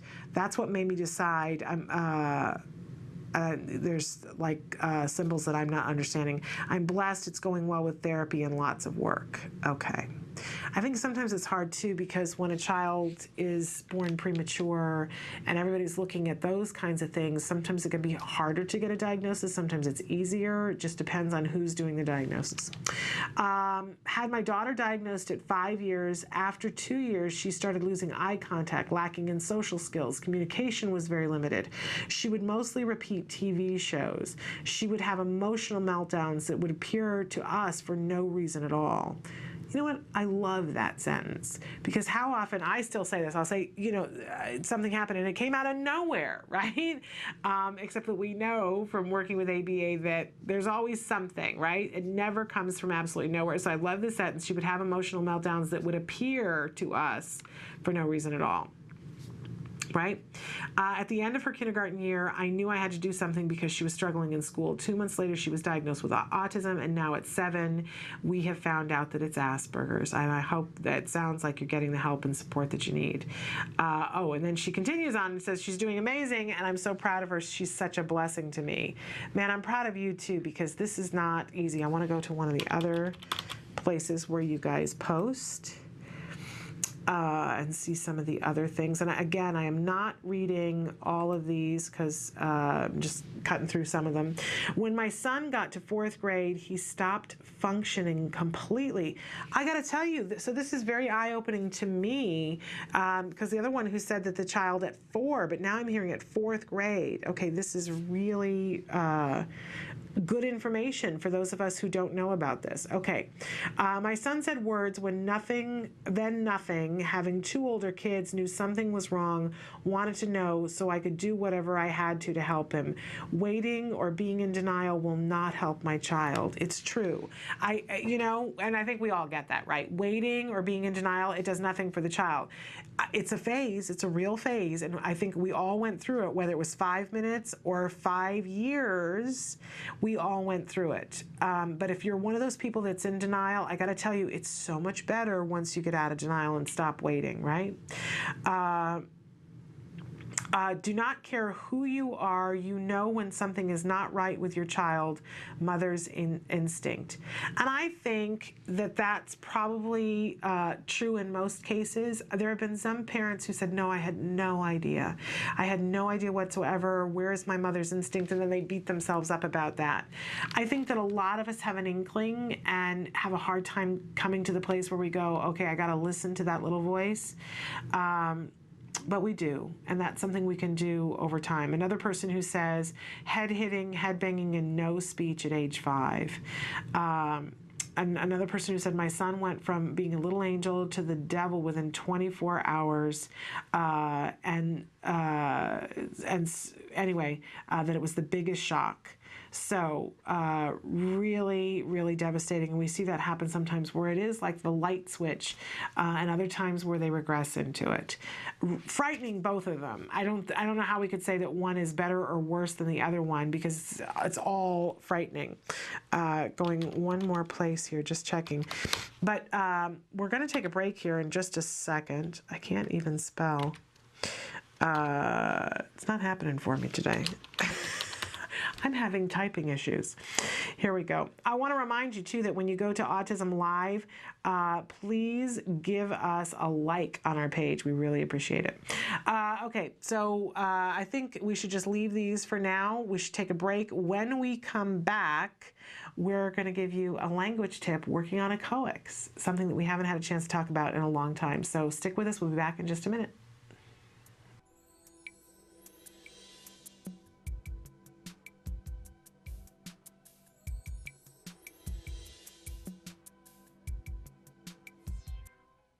I'm Adele Nadowski, Director and Co-Creator of Skills. CARD e-learning is an online tool that has been developed by the Center for Autism and Related Disorders. CARD e-learning is the training that is delivered to the ABA therapists at CARD to train them on the principles of applied behavior analysis and to equip them with the knowledge they need to essentially deliver the ABA-based techniques during their therapy with the children that they work with. ABA has been proven scientifically to be the most effective intervention for children with autism. At this point, even the Surgeon General has come out with a statement suggesting just that. So we know that this is something that children with autism definitely need if they're going to improve and live the lives that we're hoping that they're going to be able to live.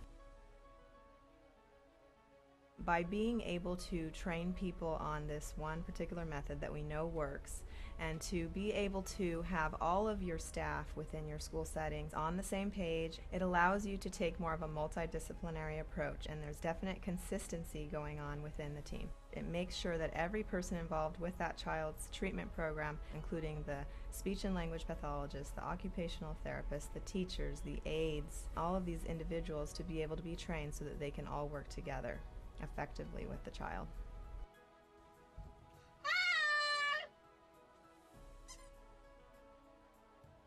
Parents that are using CARD e-learning can use it either to train themselves, and then after having done that, they can implement different techniques with their child in order to teach new skills. But oftentimes parents might also be working either with an ABA provider, with a school, or they may have even hired their own therapist to deliver the intervention techniques. So CARD e-learning can be used either to collaborate with your school. It can also be used to train the therapists that are coming to the home of the parents, or it can also be shared with the ABA provider so that that provider can find out about it and perhaps implement it within their organization and train their staff.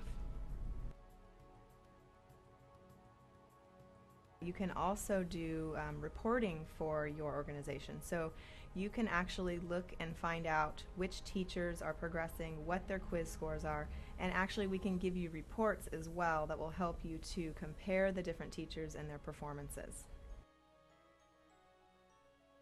CARD e-learning is really, really simple to use. You can log on to this as long as you have a computer, that's all you need, and an internet connection. And you can work on it any time of the day, anywhere that you're at. When you log on, you realize that right away. First of all, on the top of the page, there's a navigational tutorial. It's a how to use this page button. Simply by watching that video, it'll all kind of unfold in front of you, and it becomes extremely self-explanatory. CARD e-learning has 9 modules, and you can basically go through those at your own pace. You're going to be watching videos that are kind of like a storyboard with narration, but in addition to that, there's many different video clips of therapists actually implementing the techniques that are being described within the storyboard that you can also watch.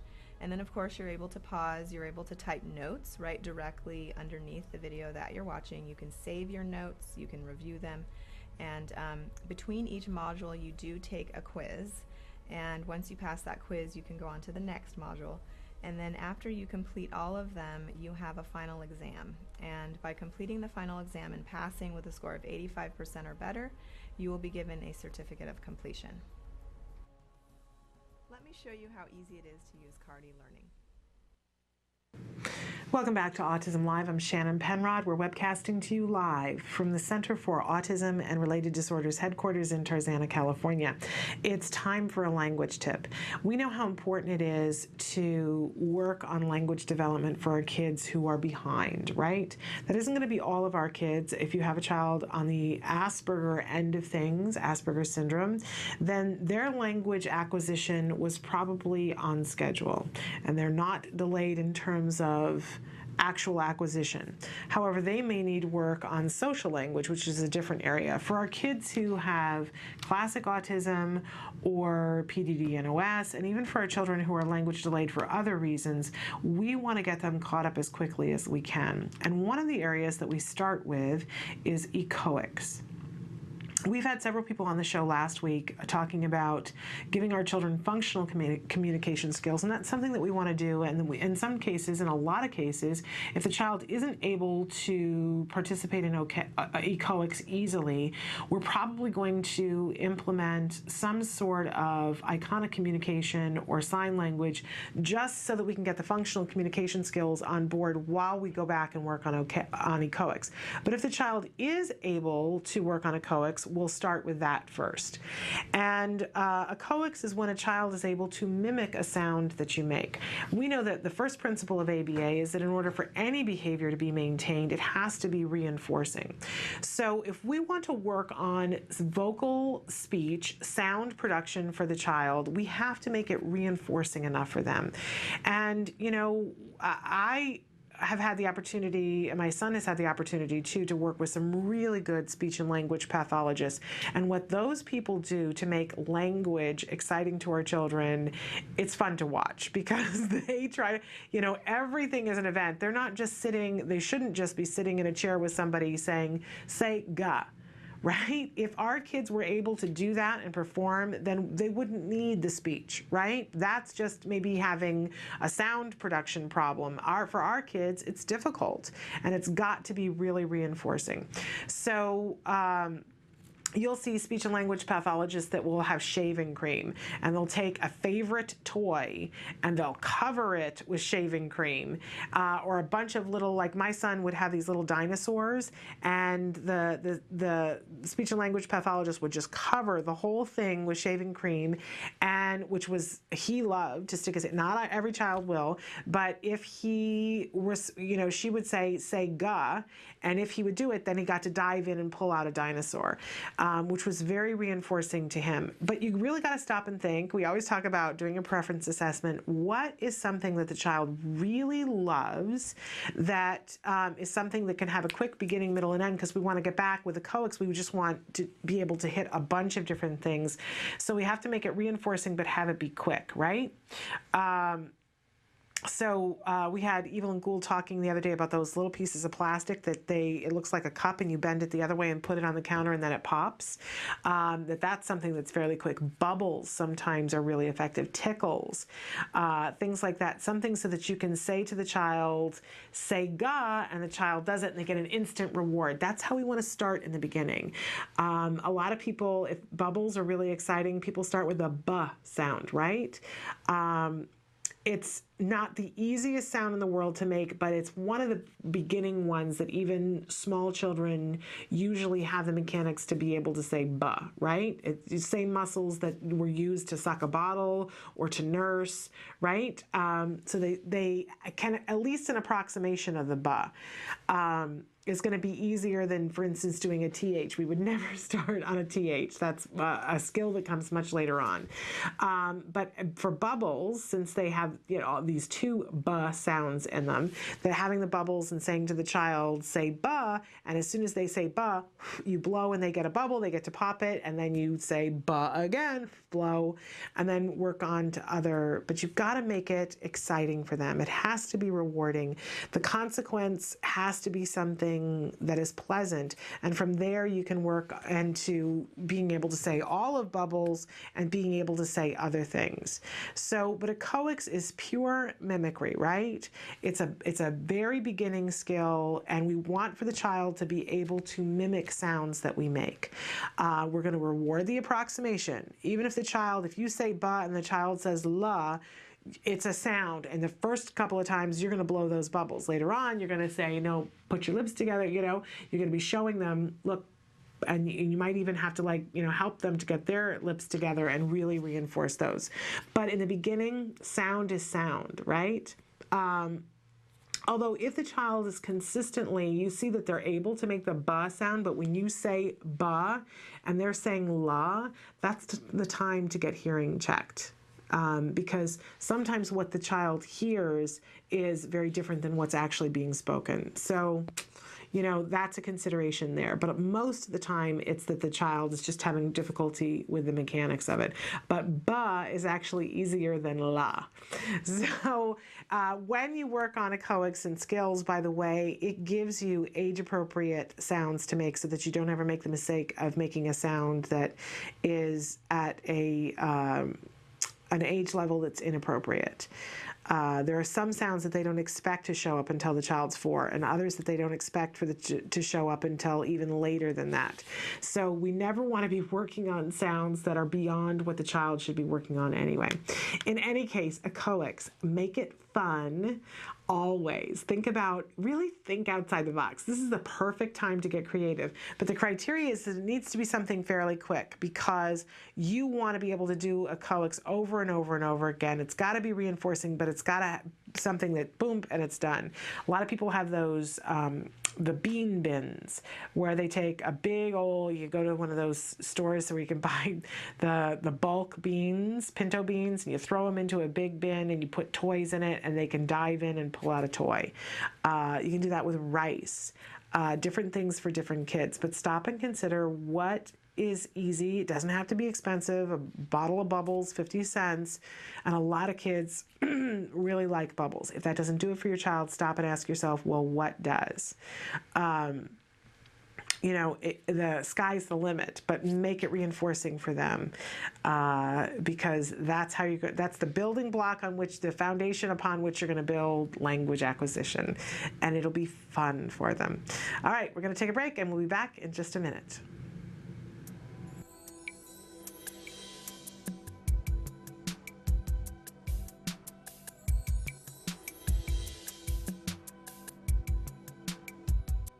Hi, we're here with Sue Cho, and she holds a lot of different jobs and responsibilities at the Center for Autism and Related Disorders. We're going to have her help us with learning about nonverbal imitation and how we teach it to our children. But first, Sue, what do you do at CARD? I'm a senior clinical supervisor, so I supervise children's cases. I'm also with the training department and provide training to the supervisors, people that are becoming supervisors or current supervisors. And then I also provide workshop services for children all over the world when they don't have access to a CARD site. Great. Nonverbal imitation is being able to copy the actions of another person. You can do nonverbal imitation. What can you then go on to do? Just about everything, because when people are social beings, and we learn what to do by observing other people. When we look at children learning how to play, they are copying things that are going on in their everyday lives. So how do we go about teaching this? So when we first teach it, you want to start off at the most concrete level, which is copying the use of an object. You can actually touch it, you can feel it, you can see it. So for example, picking up a telephone. The child has their phone, I have my phone, and I would just pick it up and say, do this, and then the child has to copy by picking up the phone and just putting it up to their ear. And if they don't do it, then I would assist them. So I would first show them, do this, and then I would put it in their hand and then hold it up to their ear. And praise them for when they do that. And then we also want to make sure too that they're not putting the phone up to their ear when I've asked them to do something else. To start, we're just going to have the phones out, and the only thing that they can pick up is the phone. Then eventually I want to get to the point where I put other things out as well, and that they then realize that even with all these other things out, they're still able to pick up the phone when I pick up the phone. The focus of this lesson is that they observe what I do and then they copy what I did. Then we teach other items too, because we want to teach them to do multiple objects and also eventually doing multiple things with an item. So for example, let's say initially I'm teaching them to pick it up and just hold it up to their head. maybe I also want them to understand that, oh, you dial the phone. So I might say, do this, and the child picks it up and then pretends to dial. And then eventually we start putting the actions together so they have more of a multiple sequence of activities going on so that we can teach them how to play. So for example, if I have a car, I might teach them that, okay, I'm going to start up the car. Vroom, vroom. The child imitates the sound if they have the capability of doing that.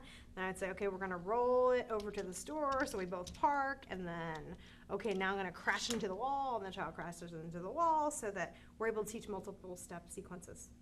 Okay. And it sounds like, again, key is getting preferred items to do this with and making it fun. Yes. Most definitely. Not making it boring. Yes, we want to make it interesting for the child because then they're more likely to attend and want to do it.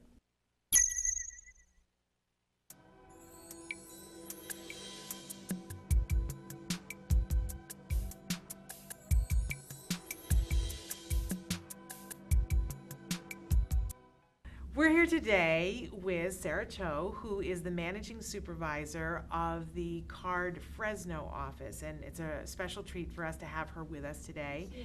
And we're going to be asking her to talk to us about working with children who are nonverbal.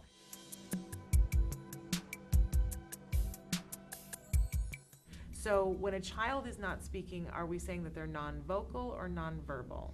The correct terminology is non-vocal. Okay. Because when we're saying vocal, vocal means sound. So sound is being emitted. Okay. So verbal means that the child is able to communicate to another person that they need something, they have desires, they have wants, and a verbal response might be handing a picture. Okay. Might also be a sign. Might also be pressing a button to ask for something. Okay. Those would all be considered verbal behavior. But if they don't have speech, we might say that they're non-vocal.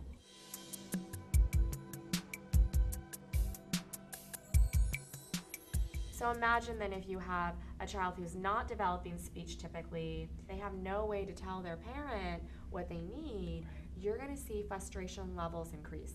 And if I don't have a way to appropriately get my point across, I'm going to start developing some really bad excessive behaviors to communicate. Right. So that's when we start to see the noncompliance, the tantrums, the aggression, even self-injurious behaviors emerge.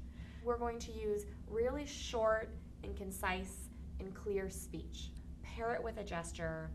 And then when the child starts responding, immediately praise. Right. Immediately give a reward. So then that way the child is starting to understand, I got it. I'm understanding what she's wanting me to do. At the same time as working on receptive instructions, we do need to teach the child also a way for them to communicate too. Right. So we're going to start working on very basic requesting behavior. So they're able to request for things. And so the two kind of go hand in hand.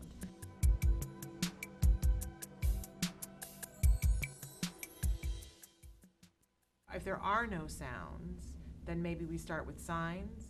You could start with signs, or you could start with an icon. As a parent, you're going to know your kid best in the sense that you're going to know kind of what they like.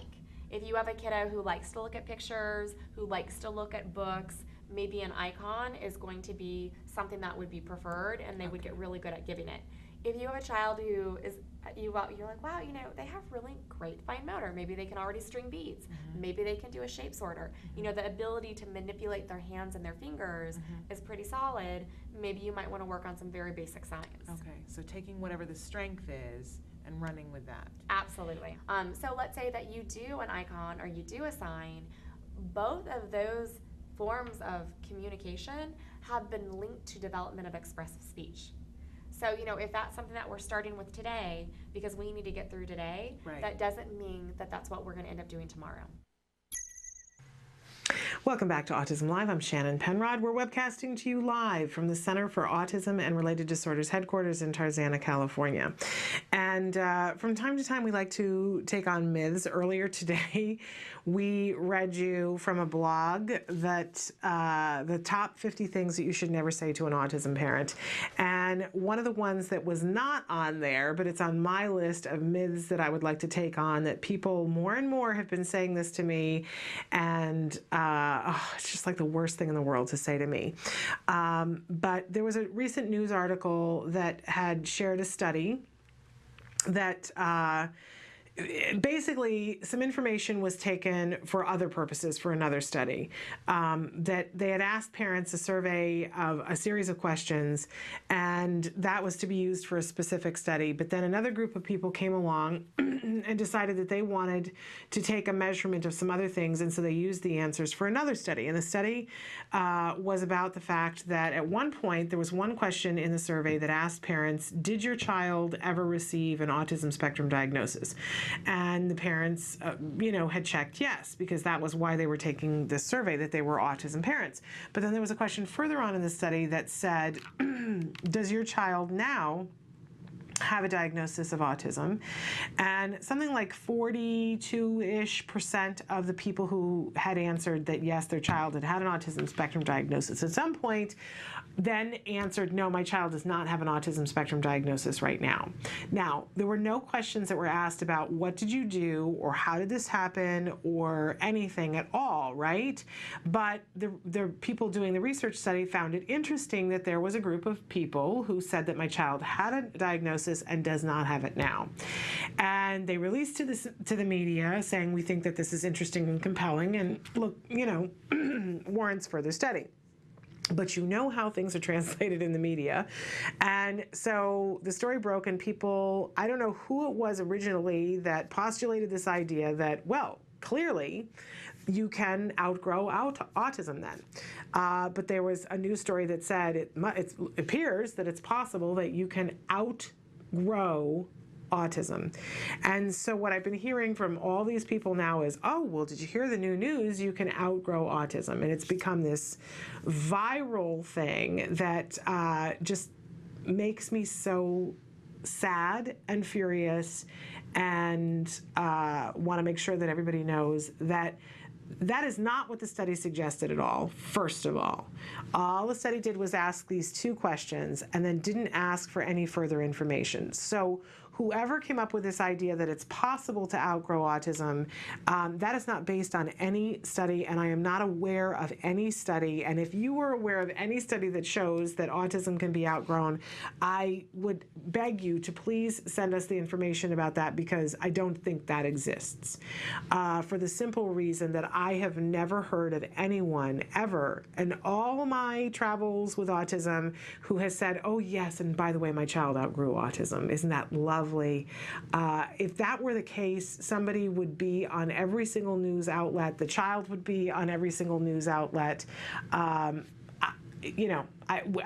never seen any evidence of that. And for 42% of the people that were around 42, I don't remember what exactly the number was, to have said it, don't you think that would have been in the media? There would be somebody standing up and saying, yes, and by the way, having done nothing else, my child outgrew it. It's just a preposterous idea that somebody who was not thinking put out. So that upsets me, because on the one level, I think about parents that are just getting diagnosed now, and for somebody to have heard that as they're getting a diagnosis and thinking, oh, I just hope that my child outgrows autism, that's somebody that I fear will lose time in getting the help that they need, because they're sitting there hoping that they're just going to outgrow it. Terrible, terrible disservice to those parents. And when they realize that, are going to be very upset. And disservice to the child who is not getting access to the things that actually would help the child, because there's the hope of that it's going to be outgrown.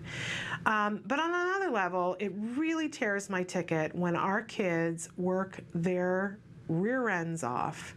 And as parents, we work our rear ends off to make a difference. And for all the practitioners who work their rear ends off to show up and be there for our kids, to work on these skills in the way that we do with ABA. That ABA, when done properly with small children, it's going to be between a 25 and a 40-hour commitment per week of intensive behavior intervention. Intensive. And when I say that to people and say, well, my child in the first year had 40 hours of ABA in our home. And they go, my good, 40 hours? That's a full full-time job? Yes, it is. And my child did that for the first year. For the second year, it probably went down to 35 hours, and then we probably went to 25 hours. And in the last year, he was between 8 and 15 hours. But for anybody to say, and there are people who see my son and go, oh, he's made such tremendous progress. Oh my gosh, you'd never know that he ever had a diagnosis, da da da da da. If anybody were to say, oh, he must have outgrown it, that to me, you want to talk about fighting words, really? Really outgrew it. No, he worked and worked and worked with a team of people who worked and worked and worked, and his mom and his dad worked and worked and worked. This was earned. This was not outgrown. This was earned, and I feel that it's a huge disservice to our families and to our kids, first and foremost. You know, when the first time I heard this, I cried. I cried. I said, how could anybody think that was an appropriate response based on what the study said? Really unconscionable. And I said, you know, for there's no great answer. There's nobody who has it easy. For anybody who has a special needs child, it's its own little version of whatever it is, right? So for the parents whose children are born with some sort of physical limitation, I have no idea what that is like, but I'm sure it's its own thing. But I will say this, that when I have been able to be at events in my life, and for the mom who sees her son who was born with no legs strap on, graphite legs and run at a Special Olympics or at a Paralympics or something like that, and they make it to the finish line, and the mother says, all choked up with emotion, and says, that's my boy. He did that. He worked. There are people who wouldn't have worked as hard as he did, and look what he did. And in that moment, the pride that comes with it, and everybody in the stands having an awareness of what that young man must have done to have gotten there, and everybody gets it, and there's this outpouring of respect. And I feel like for our kids with autism, because it isn't visible, and so when they do overcome it, I feel like they deserve that level of respect of, look at what you did. And so often it's not there. So often people, because it's not visible, they don't know what the child has gone through. They have no concept whatsoever. And they want to excuse it away and go, oh, well, you just outgrew it. Or on the other side, they say, well, you must not really have had it. Those are fighting words to me, as the mama bear just brings out the really, really. I wish that every person who says that, oh, you must not have had it or you must have outgrown it, would have to spend a week in a home with a family of a child who has autism. Because until you've walked a mile in our shoes, you probably shouldn't open your mouth. Right? Anybody with me on this? I just don't know why people feel qualified. I would never want to sit here and say that I know what it's like to have a child who was born with cerebral palsy. I don't. I can't even imagine. And I wouldn't want to sit here and say to somebody, but, your child's walking now, so they must not really have had it. Who would say that? Stop saying it about our kids, right? That's the message that I want to send out. I know you guys are all on the same page with me. But this whole thing about outgrowing autism, I will ask you all. I mentioned that I was speaking to a very intelligent person a couple of weeks ago who I was saying this and saying I was just so flabbergasted that people would think that, and she said, I'm embarrassed because I heard that story and I've seen these kids that are doing so well, and I believed it. But now that you're saying this to me, I should have known. And I said, oh, no, we've all been there, but it is another level of ignorance that's been created. So I'm asking you to talk about in your life and let people know that outgrowing autism is not the ticket. Getting our kids the help that they need, and that's clearly ABA. It's what's been scientifically proven to be effective. Even insurance companies understand that. We have to get those kids help and not have anybody relying on the fact that there's even a possibility of just bink, fake outgrowing it. It just doesn't happen. Like so many other things in life, it's something that has to be worked towards. We have to work towards progress. And even then, all of our kids are not going to recover. When you look at the numbers of this, what the studies show is that with early intervention, with a proper amount of quality ABA therapy over the proper amount of time, that around 47% of our children will get to the point where they don't qualify for their diagnosis, right? That's not all of our kids by any stretch of the imagination. But what that story doesn't always get talked about, that I like to talk about, is that other 53% of kids make progress, and some of them tremendous progress. By the way, my son is in that 53%, and he's doing just fabulously. So please spread the word that children don't outgrow autism. They don't, but there is progress to be made, substantive progress, and some of our children will lose their diagnosis as a result of that progress, but it's hard fought for and it's hard won. We don't ever see a child outgrowing it without doing a lot of hard work. Okay, that's my soapbox for the day. Let's take a break, and when we come back, we're going to talk about NET, Natural Environment Training. So stick with us.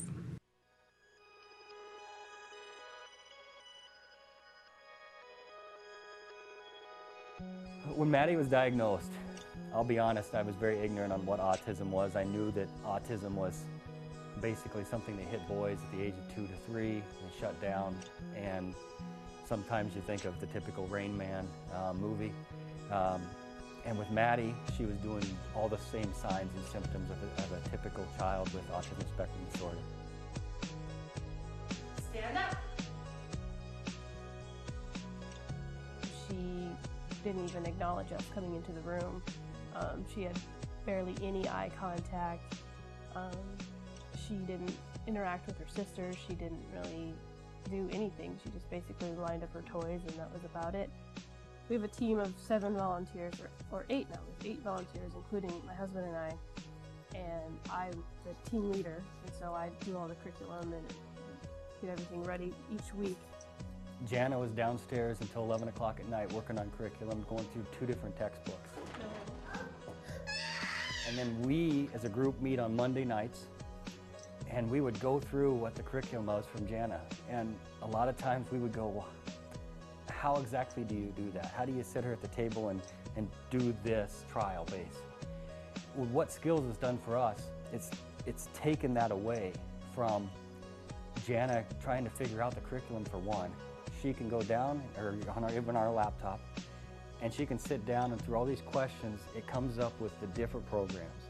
At least for me, it was a relief off my shoulders. I was worried that I might be missing something, missing a curriculum that maybe she needs to know, where Skills, they have every possible thing your child needs to know from 0 to 7. They have a program for that. What noise is this? Good job! Every program that we did with her, I knew it was specific for what she needed to learn. Because before Skills, it was a lot of, okay, well, is that really age appropriate for a 2-year-old? You know, because it's not generalized. It's anywhere from 0 to 7. This is what your child needs to know in most manuals you'll find. But for this, okay, yep, she should be learning this. And no, she's not 4 yet. She doesn't need to know that yet. We are so fortunate that Jana was able to attend a conference put on by CARD that opened the door for Skills, and that there's no looking back for us. We started using the program in November, and it seemed like by January something just clicked, and she has completely kind of came out of her fog that she was in for quite a while. I have never read a documented case on any child that has not benefited anything from applied behavior analysis, and now with this new Skills and being, like the E version of ABA, I can't imagine it doing anything harmful to their child. It's nothing but exponential growth for us. To see her now, it just blows us away. I mean, we call her our little miracle child because in 7 months' time, she's just blossomed into this normal, functioning child, and suddenly, we joke about it all the time, like suddenly we have twins. If you're even thinking about doing it, do it. Because the absolute worst thing you can do is do nothing at all. And even if you use this program and it's just a single mom or a single dad working in the evenings with their child, this program is going to benefit them. It's going to show you where they are, it's going to show you where they need to go, and it's going to show you what skills and how to get there. It is an online book on how to help recover your child.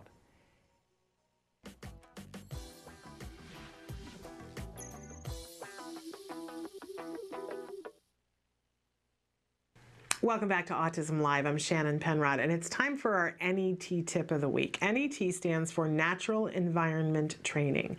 This is a part of ABA, and a lot of times people get confused about that and think, oh, DTT is just where you sit at a table and you drill skills, and that is what DTT is, which is a part of ABA, but if we want to truly have that progress that we talk about all the time that we want to see with children on the spectrum, we need to be doing a combo platter of all of these things, and that's truly what ABA is when we put all these different pieces together. So how do we do NET? NET is very driven by the child, and we have to leave room for that in our ABA program where we see what the child wants to do and we do it with them. And we watched the A Word earlier, and we saw at the beginning of the A Word that the little boy Jack Riley, who's not yet 3, before the therapy session starts, he's up on his bed and he's jumping up and down. And his dad comes in and stands next to the bed and is jumping up and down with him. And I said, this is the perfect example of NET. This is what the child wants to do. And the child is, by the way, speaking and vocalizing while he's doing this because he's having such a good time. And the dad is doing it with him.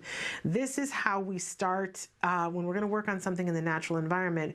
We always want to see what the child is doing and then go and do it with them. But my little asterisk here is don't be afraid once you are doing what the child wants to do. Don't be afraid to get in there and steer it, right? That's how you get new things on board. So we see later on in this week's episode that at one point Jack Riley is lining blocks up, which we don't want to just have the child line up blocks. It's okay that he lined up blocks, but then the therapist gets him to say that it's a bridge. And Jack Riley's kind of looking at it going, I wasn't seeing a bridge, but okay. And so and he's lining up his dinosaurs too. So the therapist is down on the floor and she's playing with the blocks with him and playing with the dinosaurs, and she's giving him, because this is what he wants to be doing, right? So it's very child-led, but she gets down with him and she starts to steer it. So she says, let's play with the dinosaurs on the bridge. Let's put the dinosaurs on the bridge to cross the bridge. And then she says, let's slide down. He puts a little wedge piece in, and she says, let's slide down the bridge. Well, she's doing exactly what the child wanted to do, which is play with the blocks and play with the dinosaur, but now she's adding something else into the mix. So now the child goes, oh, okay, and he's just mimicking her, and he goes, oh, and makes the dinosaur slide, and then here comes the therapist, and she makes the dinosaur slide, right? So in this way, what she's doing is teaching him real play skills, and they're interacting. He's looking at her to say, did I do it right? And she's praising him.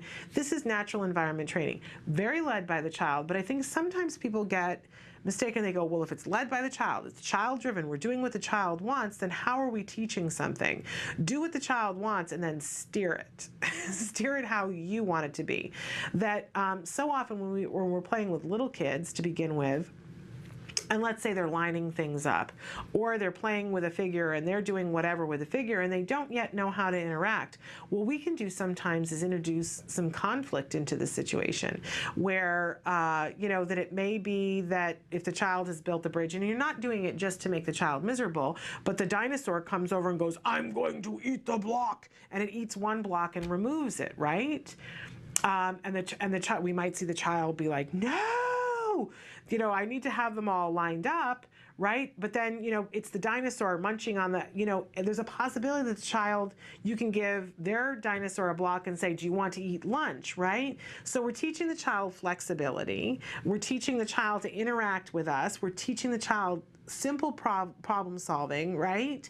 And ultimately we're getting a child who's actually interacting in their play instead of just lining up the dinosaurs. I can remember my child sitting and playing with a car, and at first he didn't know how to play with a car, right? He had to be taught how to play with a car, but then he got really excited. He would get into the wheels, you know, looking at the wheels of the car and doing whatever and getting on the floor to look at the wheels of the car, right? And sometimes the therapist would say, you know, dude, you got to sit up, you got to look at it right? That would be sometimes that we would do that, but more often than not, what they would do is crash their car into theirs and go, oh, accident, what are we gonna do? Is anybody hurt? And create a conflict in the situation that had an element of fun for my son, that it was like, oh, there's a catastrophe, there's destruction, what are we gonna do? And then they'd run over and get two little figures from the toy box to come over and, oh, you know, these are the ambulance workers that are gonna check, oh, we need to get the guy who's gonna pump up the car and look underneath, and, you know, here comes the tow truck, here comes Mater, right? And my child was excited because things were happening. It became more like a movie to him.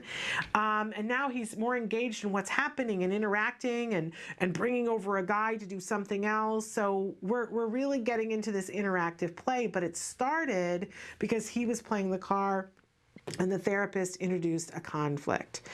Keep in mind that the conflict is not to drive your child crazy, but it's just to introduce something new and that's interesting and fun. Stop and consider, my child loves destruction. So anytime there's an opportunity to break something, because then there's an opportunity to take it apart and potentially put it back together, that's what my child finds reinforcing. But if it's somebody who doesn't find that reinforcing, if it's a little girl, you know, and she's lining things up, then, you know, maybe it's the Barbie doll that comes over and says, oh, I want to wear that. Can I put that in my hair? And now we get into that kind of conflict. But it's got to be specific to the child, right? There's always an opportunity to learn, and it's okay to have it be driven by the child. And it's okay for us to steer it once we get there. So that's my main message for today. Go and do exactly what they're doing. And sometimes when you don't know how to do that, like this dad in the A word, that he just goes and jumps with him. You know, there are many different schools of thought about the stereotypy when a child's engaging in stereotypy. And I think you want to be mindful about how you do things and how long you do things. But my son is a hum. He's a hum person. He's doing the soundtrack to his life, constantly wants to hum. And I can ask him, he's old enough now that I can say to him, and we've worked on saying, can you make that humming in your head instead of out loud, because I can hear it and it's not appropriate in this place, and we can have that conversation, right? But especially when he was little, and there were times when he wouldn't be aware of the fact that he was humming, so I might go do something and play with him and he would be humming, which if he was going to go and do that with his peers, sometimes it was off-putting for them and they didn't want to play with him because they go, he's making too much noise and it bugs me, right? And I could have had a conversation with him, but when he was little, you know, like it's really going to work. But so what I might go do is go play with him and start humming too. And then there would be this moment where he would look at me. So I've already got eye contact, right? And he would hear me humming. And when he heard me humming, he heard himself humming for the first time. I'm humming. So he would kind of look at me and he wouldn't like me humming. So he might even gesture or whatever, or say to me, stop humming. And I would say, but I'm doing it with you. And that would be how he would realize that he was humming. So he would stop sometimes. That was his way of going, she's humming. I don't want her humming. I'm humming. Oh, and whatever, you know, went on internally, he would stop humming. Other times, you know, I'd go and do something with him and it would just be so much fun. And there would be that moment of, you know, you're playing with me, you're doing that thing with me. And then it's like the ante goes up, they make better eye contact. They're so excited that you're doing the thing with them. So even just going, we ask them to mimic us all the time, right? Why not mimic them sometimes? It's a real powerful thing for them. So NET, start with what the child wants to do, but don't be afraid to steer it. Let's take a break and then we'll come back and have a DTT tip. Stick with us.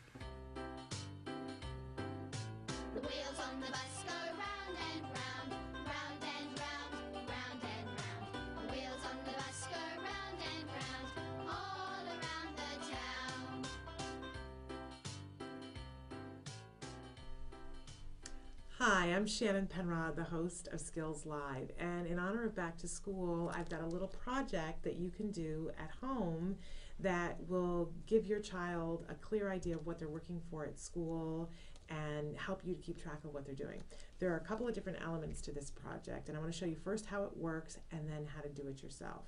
So this element of the project stays at home. And what it says is, what are you working for today? So my son can look at this, and I like to give him 5 choices, but you can customize this for your child at whatever point they're at. 5 choices might be overwhelming to them, or they might need more choices, but you can put as many of these tags on as you want. And some of the things that I know that he likes that he might want to work for: video games, being able to swim after school, a toy. We like to get the little Happy Meal toy from McDonald's. You know, you can buy it without getting the Happy Meal. And he likes to work for Microsoft points. We're at that point in the game. And a play date. He likes to work for a play date. And these are Velcroed on so that I could switch them and put other things on. So this will hang in my kitchen, and each morning before he goes to school, he'll pick one and say, this is what I want to work for today. I made it colorful because he likes that kind of thing, but you could make it all in the same color if you wanted to do that. So he would pick this one off and say, I want to work for Microsoft points today, and this gets added to his little schedule. On the back of it, it just Velcros right on so that he can remind himself that's what he's working for, and his teacher can know that that's what he's working for today. And I broke up his day into the morning, recess, mid-morning, lunch, and afternoon. You'll notice that there's a 6th area. This is for his behavior. This is just for getting work done and paying attention, but this is for behavior, and he can be on green, yellow, or red. And my yellow and red stickers are there. So if his behavior was not being very good, this would come off, go back onto the Velcro, and he would need to put the yellow sticker on. When he was younger, he would have somebody else maintaining this for him, but now he's maintaining it himself. Also, there are stars and little tool symbols. So if he, at the end of the morning, if he feels that he has done a good job, he would rip one of these off the Velcro, don't you love Velcro, and put it right onto the morning like that, so he would know that he did a good job. If he felt that he didn't do a great job, and again, it's that self-monitoring that he's at, before it was somebody doing it for him, but if he felt he didn't do a good job and he needed to work on it, then he would put the little tool symbol on. I didn't want to put a frowny face because I just want him to know that it's something to work on. And our deal is, at the start of this school year, that if he gets 3 stars out of the 5, then he gets whatever he was working for at the end of the day. Although he does have to stay on green. By the time he gets home, he's got to be on green. So he knows, and this is really a small one, so that he can look and chart his progress for the day, know what he's working for, and that when I pick him up from school, I have a clear idea of how he did. And if I start to see that he's constantly needing to work on things for recess, then I know there might be something to talk about with him or with a teacher. It's a really good way of keeping track of things. So how do you make this? It's really simple. I've made it a little bit more complicated because I want it to last. So I laminated it, but the Velcro is really an essential thing. That's the biggest cost in this, is the Velcro. You don't even have to use a computer if you don't want to, but if you want to use the computer, all I did was I went on Google and I searched for a scrapbook tag template. And I popped that in, and I could make a text box in it, and I could fill the text box with whatever I wanted. So that was simple. This was just a text box that I put in, but I could have done it by hand. And I did this on cardstock, and the rest of the paper is just regular paper, and as I said, I did it in different colors. So you can see on this piece of paper that I stacked my templates with my text boxes, and then I just cut them out individually. And I have here a sheet of laminating film. So I laid things out that I cut. Here are the little stars, and I can just stick them on. The little green dot, a little red dot, it's sticky. So I can stick those right on, and of course I want to use as much of the paper as I can. Then I would peel another sheet of laminating, slap it on the top, cut them out. I have my handy little sticky dots for Velcro.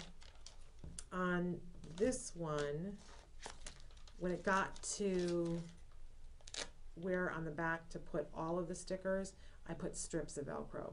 You could do that on both sides and just cut them out, but this was super duper easy to just peel off a piece of the Velcro and slap it right onto the thing, and it will last. And it also is functional so that if I wanted to only have 3 things on here, I could, and I can change these out if I decide that these aren't being gratifying enough. I could change them to Star Wars or anything that your child likes.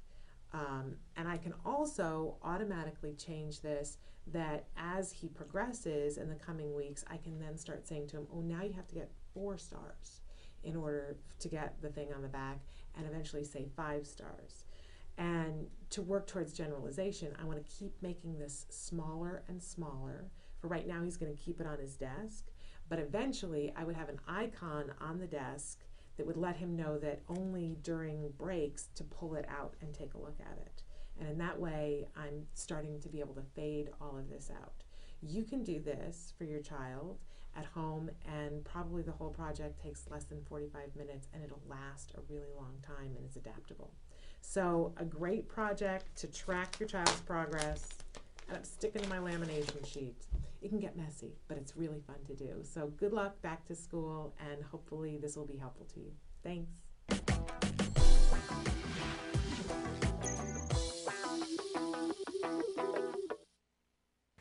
Welcome back to Autism Live. We're taking on DTT at the moment, giving a DTT tip. That's hard to say, a DTT tip. DTT stands for Discrete Trial Teaching. Whenever anybody talks about ABA and they talk about, oh, well, you know, it's just that they sit there at a table with your kid and you know, it's this thing where the person says something, your child does something, and they get reinforced, they get, you know, they give them a cracker or something like that. That very stereotypical kind of thing. This is what they're talking about. DTT is that. When you see a video and the therapist says, touch your nose, and the child touches their nose and they get some kind of reward, that's DTT.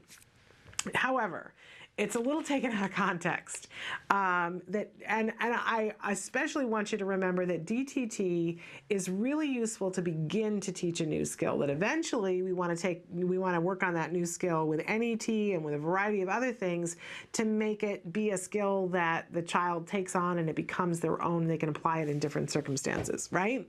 But DTT is a really effective way to teach anybody who's struggling with something, how to do a new skill. And there's much to DTT, how we take this on, right? And there's 2 things in particular that are always confusing to us as parents, and they're shaping and chaining, and the difference between the 2 of them. When you're shaping something, it means that you don't have an expectation that the behavior, whatever it is that you're trying to accomplish, is going to happen all at once, right? So you're going to reward approximation. So let's say the big joke in our family, the very first day, one of my best friends on the first day that I had my son came to the hospital, and she got to hold my son. He was just hours old, and she held him and she said, say oscillating sprinkler, right? And we all laugh, say oscillating sprinkler. Well, my son can say oscillating sprinkler right now. But, you know, if we were going to work on saying oscillating sprinkler and we were going to shape it, then we would say to a child, and we would have no expectation that a 2-year-old could say oscillating sprinkler, right?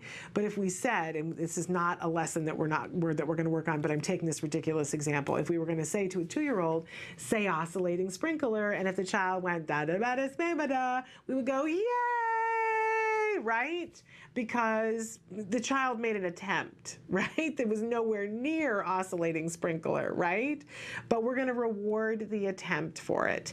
And over time, if we were to continue working on this, then and we would say oscillating sprinkler, right? And so maybe the child would go oscillating sprinkler, right? Because they're mimicking how we said it. And we go, yay, right? So over a period of time, we would shape up this word to say oscillating sprinkler, but we would keep rewarding those approximations, and, you know, so that would be us shaping the behavior.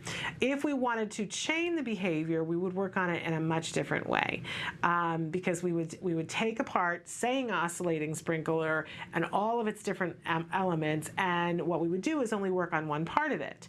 So we wouldn't be saying to the child, say oscillating sprinkler, we would be saying to the child, say os.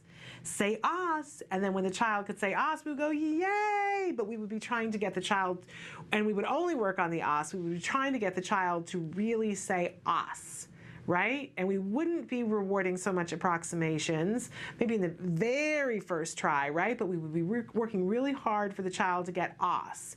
And then maybe we would work on the child saying right? The first and the last. We don't have to go in order. We could pick and say, I want to work on the toughest thing first, or I want to work on the things that are easier first and save the tougher things for last. But eventually, all the different syllables in oscillating sprinkler would all be there, right? And maybe we'd have worked on putting oscill, right, together, or sprinkler together before we put the whole thing together. But that would be chaining. So for instance, when we're working on, let's say we're working on having the child, the whole task that we want to have is for the child to go to the bathroom, but we know that going to the bathroom has all these different skills.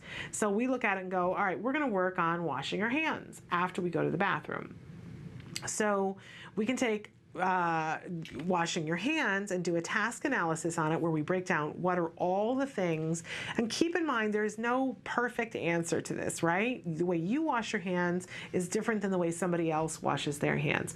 And for your child, you may need to break this down into 3 steps and say, we turn on the water, we wash our hands, and then we dry our hands off. And that might be enough for your child. Whereas for somebody else's child, we have to start with, you go to the sink and you turn the hot water and the cold water on and you test to make sure how the water is. And then you pump twice. And then you start, I mean, it can get really complicated in terms of how minute do we want to break down this task. And for some kids, the more minute you make it, the more possible that they're going to be able to get it. And for other kids, the more likely you're going to frustrate them. So it really is one of these things where you got to consider the child and trial and error, that course correction thing that we're always talking about, figuring out, okay, well, that's too many steps. This is too few steps because we're leaving something out, right?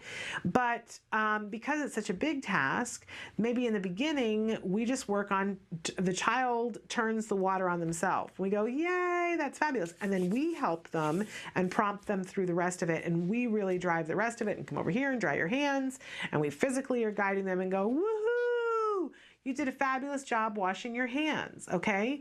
But the only part that they had to do was turning on the water, and the rest of it we took charge of. Then maybe next week or 2 days from now, when we feel like they really have that down, then we can pick some other part of it where, okay, now you're going to pump the soap too.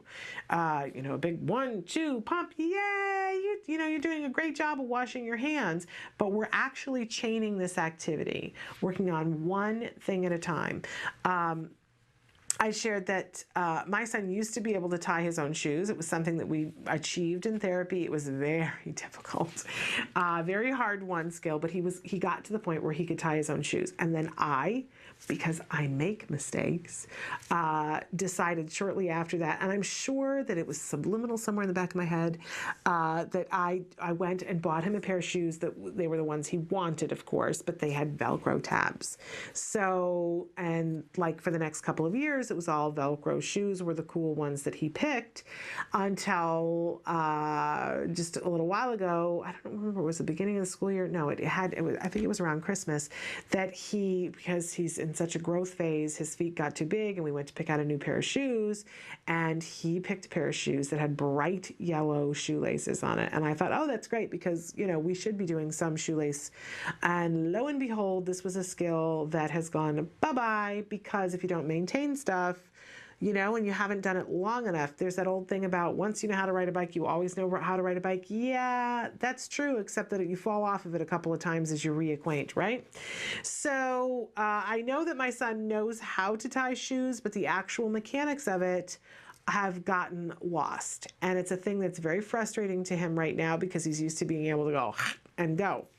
So we have been chaining, gone back to basics, and I'm really glad because we're getting it done in a much better way. And he now at this point in the game has to do everything except for the pulling the last knot through, because he can do, and what I did was tore it down into steps so that he puts the shoe on, pulls the tongue up, pulls the strings up, then he crosses them into an X. That was one step. Taking the one that's behind and putting it through the front.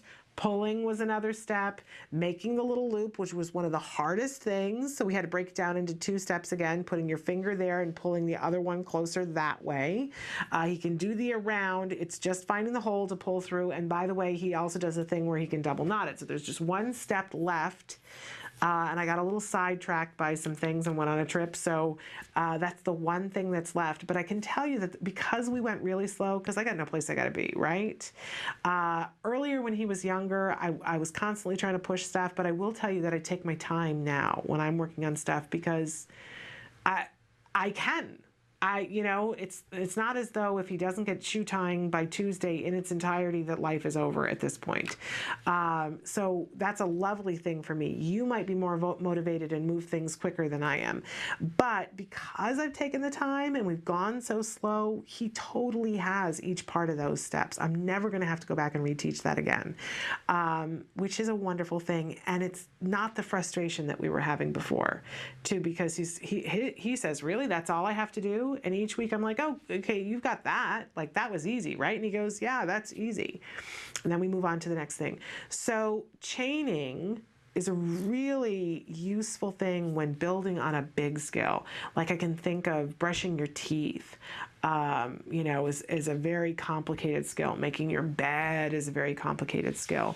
So we're going to see a lot of those adaptive goals, but stop and consider that even doing long division is something that we can do a task analysis on and pull back and just teach one element of it. Anytime we have to do the steps, which has been a very big deal in our house lately, my son gets over, I don't want to do all the steps, right? Because who does? But then once he sees how easy the individual steps are, then when we put it back together, he totally doesn't mind. So chaining for DTT, and keep in mind, you don't have to go in order. It's the brilliant thing of it. I had shared with somebody quite a while ago how I don't think of things in terms of task analysis, like putting on a shirt.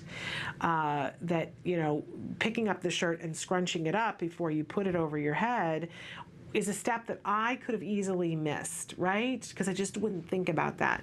And I was telling this to a friend and saying, oh, it's so nice because on skills, I have the task analyses already done for me. And I was saying, I really appreciate that because I wouldn't have thought of the scrunch up the shirt part. And this is a friend of mine who has a neurotypical daughter, and she goes, oh my gosh. And I said, what? And she said, I've been trying to teach my daughter how to dress herself and put the shirt on, but we keep having all these failures, and it's because I didn't teach the scrunch up the shirt part. And she then went and taught her daughter just that one part, and then her daughter could totally put her shirt on. So it isn't just our kids that struggle sometimes with one element of a task, it's everybody. And chaining is a really good thing, and especially when you have the task analysis done for you, which on skills, most of the time it is. So DTT, discrete trial teaching, chaining and shaping, good to know the difference, and really effective when we're working on a big skill to work on it from a perspective of chaining. You can start from the back, start from the front, start in the middle. Doesn't have to be in order. Really useful teaching a skill. All right, let's take a break. And when we come back, I'm just looking, we're going to talk about funding. So stick around.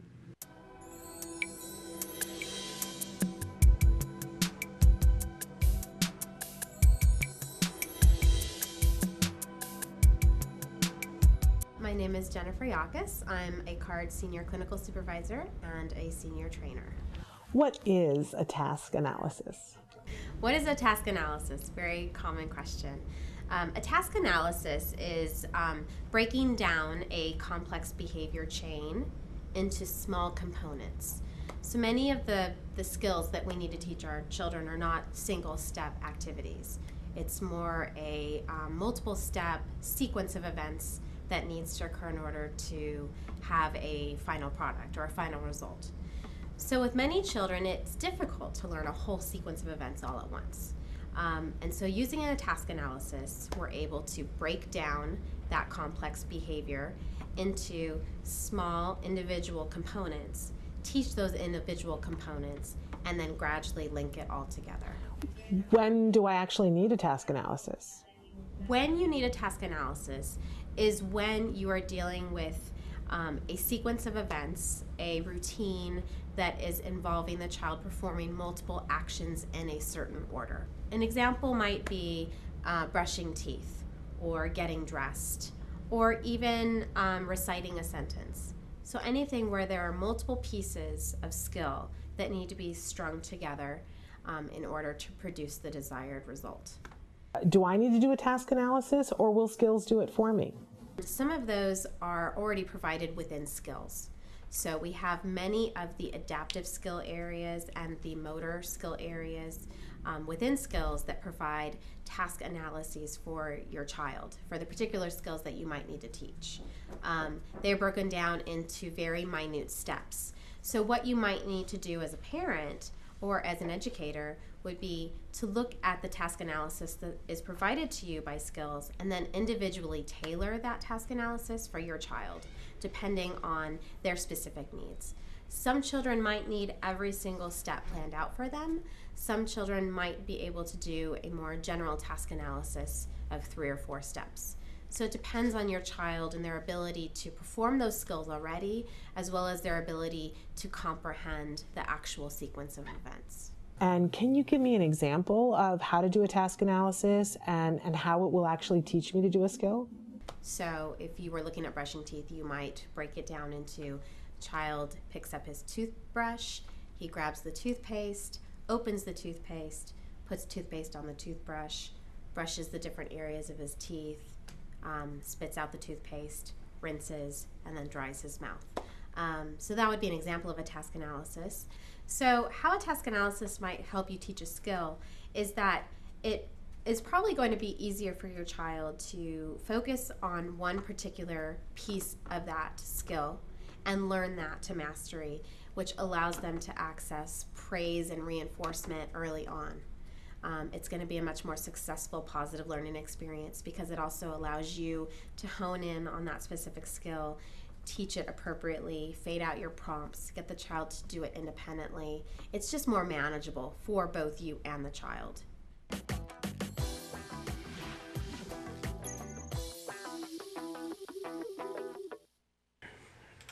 Welcome back to Autism Live. I'm Shannon Penrod, and we're webcasting to you live from the Center for Autism and Related Disorders headquarters in Tarzana, California. It's time for our funding tip.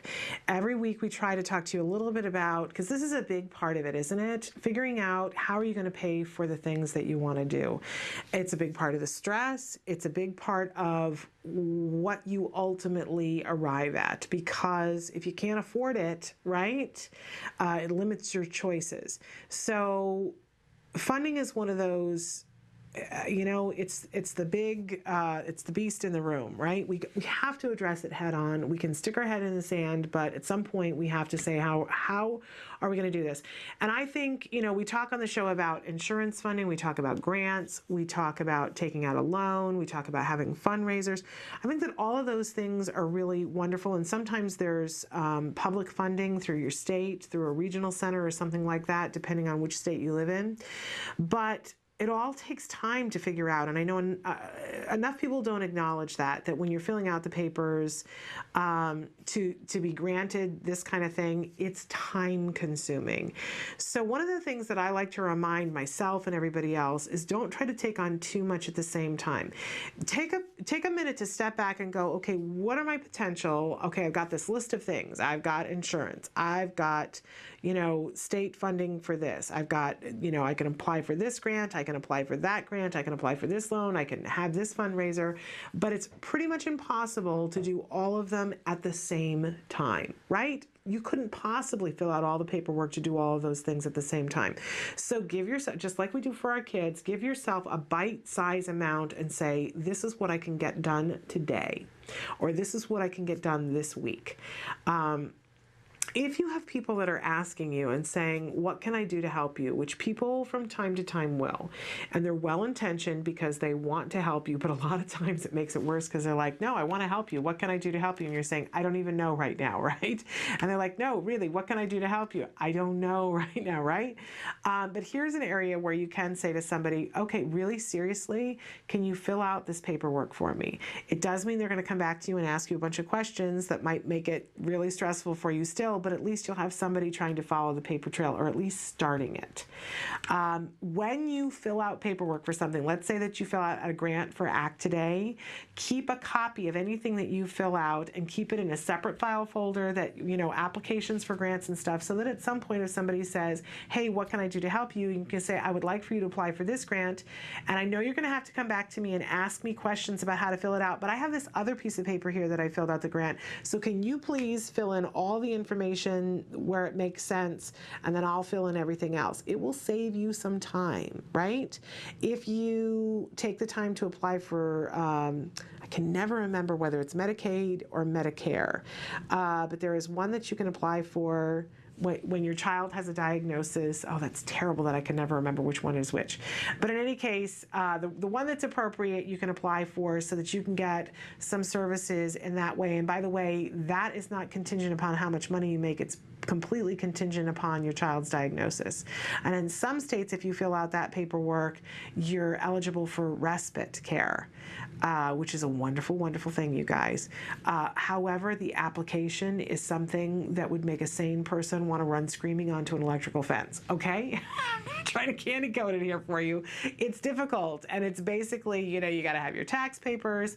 Get in the habit of keeping that kind of thing. Once you do it once, right, and get all the appropriate stuff together, keep it all together, so either when you go to do the next one that you've got it all in one place, or when you hand it off to somebody, make sure you have copies, because well-intentioned people will sometimes lose your stuff, but that you've got it all in one place and you don't have to go reinvent the wheel every time. I know it's difficult.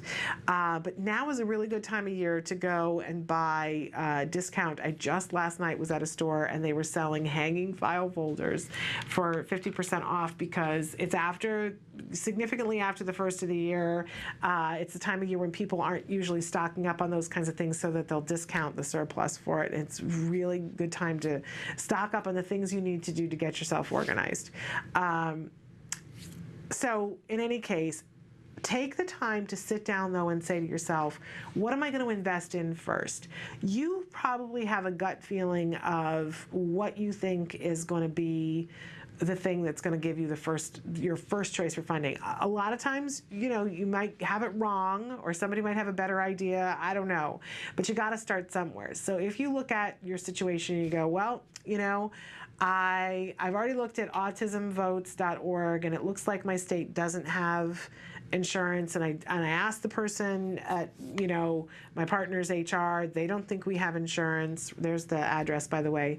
And you're just feeling like the insurance thing is not going to happen for you, then maybe, you know, you start looking for grants and those kinds of things, or asking some people in your local group who has gotten funding through the state.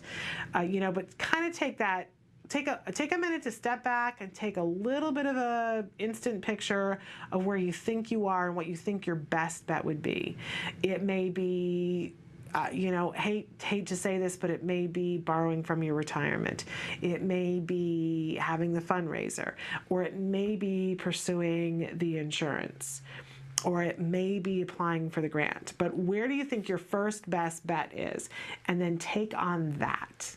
And let the other stuff, you know, you can even on a calendar, if you're afraid that you're going to forget, put a little Post-it, you know, flip through and find August and put a Post-it on August saying, apply for this at this time, because that's when I'm going to have time to do it. And then close the calendar back up so that when you flip to that month, there it's going to be, and you're going to go, oh, I totally forgot about that.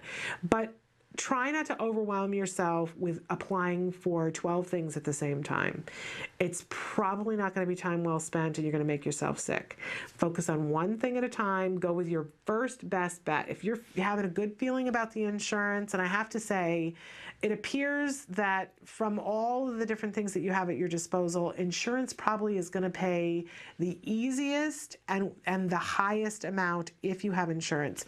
So you may want to rule that out. But if you have a very strong feeling that you're not eligible for that, move on to the next thing and figure out. I would say ask a couple of questions first to make sure, because even if you're in a state that doesn't have insurance reform, some insurance companies are still paying it.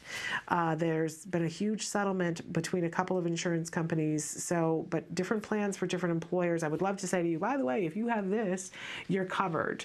And we're working towards that day, but we're not there yet. But focus your time, focus your efforts, and decide what you're going to do. And then keep it all together so that when you do the next one, you won't have to start from square one. Okay, but don't give up on the funding thing, and don't assume that there are no funds for you, because there are. Ask around. I always tell you, get that local support group and the more global support group. Ask how, and we're going to make this the question of the day in the coming weeks. How did you fund it? And I know when we talk about money, everybody gets a little, I don't want to say, but ask, get past it. Because I did not have to pay for my son's therapy. We had funding through the regional center. We did fundraisers. I didn't know about Act Today. I'll be honest with you. And now that I do know about them, I think they're fabulous. But so we never applied for grants. We did do loans, and we did borrow from retirement. So we did all of those different things to be able to get us through. And yep, I'm going to be paying for all of it for a very long time. Doesn't matter.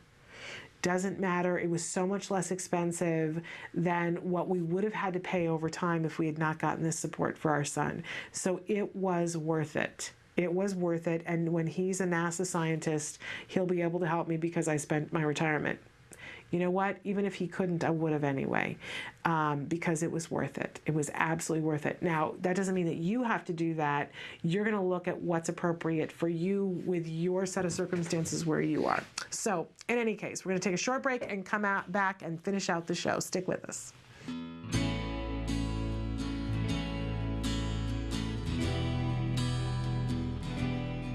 Here I stand, a man, someone who has overcome struggles, someone who has endured perceptions of what others thought of him, thinking he was stupid because he was autistic, or simply believing him to be nothing because he was different to them in their minds. But I stood my ground. I just wanted to say to the organization in general, alongside helping me to improve communicatively and socially, the other greatest gifts you gave me were the value of discipline and a good work ethic. To quote Anthony Kiedis, to celebrate you is greater now that I can. You helped me to realize that the harder you work, the likelier you are to achieve success. Having had to work very, very hard to recover from autism, this discipline has continued to serve me well. I also realized that you taught me a lot about and instilled within me a quality of having compassion and sympathy for other people. That you will be concerned more with the needs and wishes of others than with your own is something that I'm awe of and I constantly strive to be. And in closing, the only way I can sum up CARD, all of you, is love. Everything you do to help families in need, you do out of the sheer love of wanting to make a positive difference in people's lives. And as I stand here before you as a mature adult, I have to say that I'm extremely grateful for your unwavering loving commitments to helping others and me recover from potential life roadblocks and become active and contributing members of society. While I can't overcome obstacles without a will, I cannot have a will without the love of those supporting me. And without love, I am nothing. Thanks again so very much for your love, everything that you've done and continue to do. Please give my best wishes to your families, everybody else with CARD who isn't here, and especially all of your clients and their kids. I'm confident that they too will be able to overcome, and I know that they'll be successful with what they do as long as they continue to put their minds, hearts, passions, and best efforts into it. Enough said.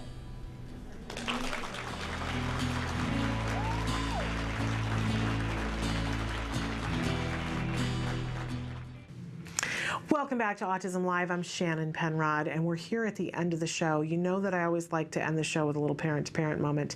And I also had on my schedule to talk about an adaptive tip about shopping, so I'm going to mush them both together. I think it's so important that we as parents cut ourselves a whole bunch of slack, right? We're not going to cut our kids any slack because we know that for them to make the most amount of progress, we're going to keep consequences the same and we're not going to let up, right? But we have to cut ourselves some slack that we're going to have some emotions on this way, and we got to find ways to enjoy our lives while we're on this journey and afterwards, right? We know that it's important to expose our children to a wide range of things in the world, and we were talking earlier about the people who say, well, I don't understand why you don't just keep your child home if they're at risk for a meltdown. Well, because if we keep our children home because we're worried about meltdowns, then that's all our children will do is stay at home, and we deserve something better than that, and more importantly, they deserve something better than that. So we are going to take our children out into the world, and there are going to be times that they have meltdown in public places, and you know what? Everybody can just grab a whoopee and get over it. Anybody else who's disturbed by it, because it's hard enough for us, we shouldn't have to worry about what the rest of them think, right? That's what our family says, grab a whoopee. It's like your blankie. If you can't handle it, you need to grab a whoopee, and that's what they all need to do. And it is important, you know, one of the adaptive skills that we want to work on is taking our children shopping and all the things that that entails. And there's so many different things, depending on your child's age and their ability, that you can work on with shopping. I used to think that I was never, ever going to be able to take my child shopping, and I'm a big window shopper. I love nothing better than to take an hour or two and go through a store and not buy a single solitary thing, but to look at things. It's a great stress reliever for me, and I used to think I'm never going to be able to do that again. How will I ever be able to do that? And I will say that I think that it takes more than one person to do this, but the therapist would go with me to a store and started with teaching my very young child at 3.5 how to put his hand on the cart and walk along with the cart and never ever let go of the cart. And eventually to learn, when he saw something that he wanted to do, to ask me, can we look at this, right? Instead of just letting go and running off, because my child was a big elopement risk. If he saw something he liked, he'd be down the aisle. There I'd be with my purse in the cart, abandon everything in the cart with my purse, running after him and he did occasionally open exit doors to stores and go out into the parking lot. Yes, it was difficult. But they made it very rewarding for him by having his hand on the cart, and that if he did ask me, that then we would go and spend quite a bit of time looking at what the thing was that he wanted to, whereas if he did something else, it meant we left. End of story. And for older children, there are other things that we can do. Throughout the years, the lessons that we've learned shopping have been varied, from how to identify, you know, who the workers are, to who do you ask for help if you're lost, to figuring out where do you look for a category of something and figuring out the price, where the barcode is, and how to get the price on something if you can't figure it out, how to round up, because if something says $12.99, then it's really $13. All those wonderful things, how to comparison shop, how to figure out which one you want to buy when there's more than one. All these wonderful things that are there and available for us to work on with shopping. So I hope that you will take the time to work on these things with your children and enjoy the time. Okay, we're here at the end of the show, and so I want to remind you that even as this show ends, the conversation continues. Lots of different ways for you to be in touch with us. We're going to start to show some of them on the screen. We want to talk a little bit about the events that we're going to have this week. We will have a special guest with us here tomorrow at 11 o'clock. Off the top of my head, I can't remember who it is, but we will have somebody here for a special interview tomorrow at 11 o'clock. And on Wednesday, we'll have Evelyn Gould with us during the 10 o'clock hour. And then at 11 o'clock, we will have Let's Talk Autism with Shannon and Nancy. I happen to know that on Wednesday, we're going to have a representative from the help group that's going to be with us talking about summer camp. It's summer camp time, where we're all trying to figure out what are we doing with our kids during the summer, what would be useful to them. So we're going to have somebody telling us what's going on at the help group, group, which you may not be near a help group, but it'd be interesting to hear about what they're doing, all the different programs that they're involved with for the summer. Really exciting. So that will be on Wednesday, and my co-host, Nancy Alspaugh-Jackson, will be here. We'll have another guest on Thursday, and then on Friday at 11 o'clock, it's time for research with Dr. Jonathan Tarbuck. So a very full week. We hope you'll stay in touch with us. We'll be back tomorrow at 9 a.m. bright and early, taking your questions and comments and suggestions. Until then, please give your kiddos a hug from me. Bye-bye for now.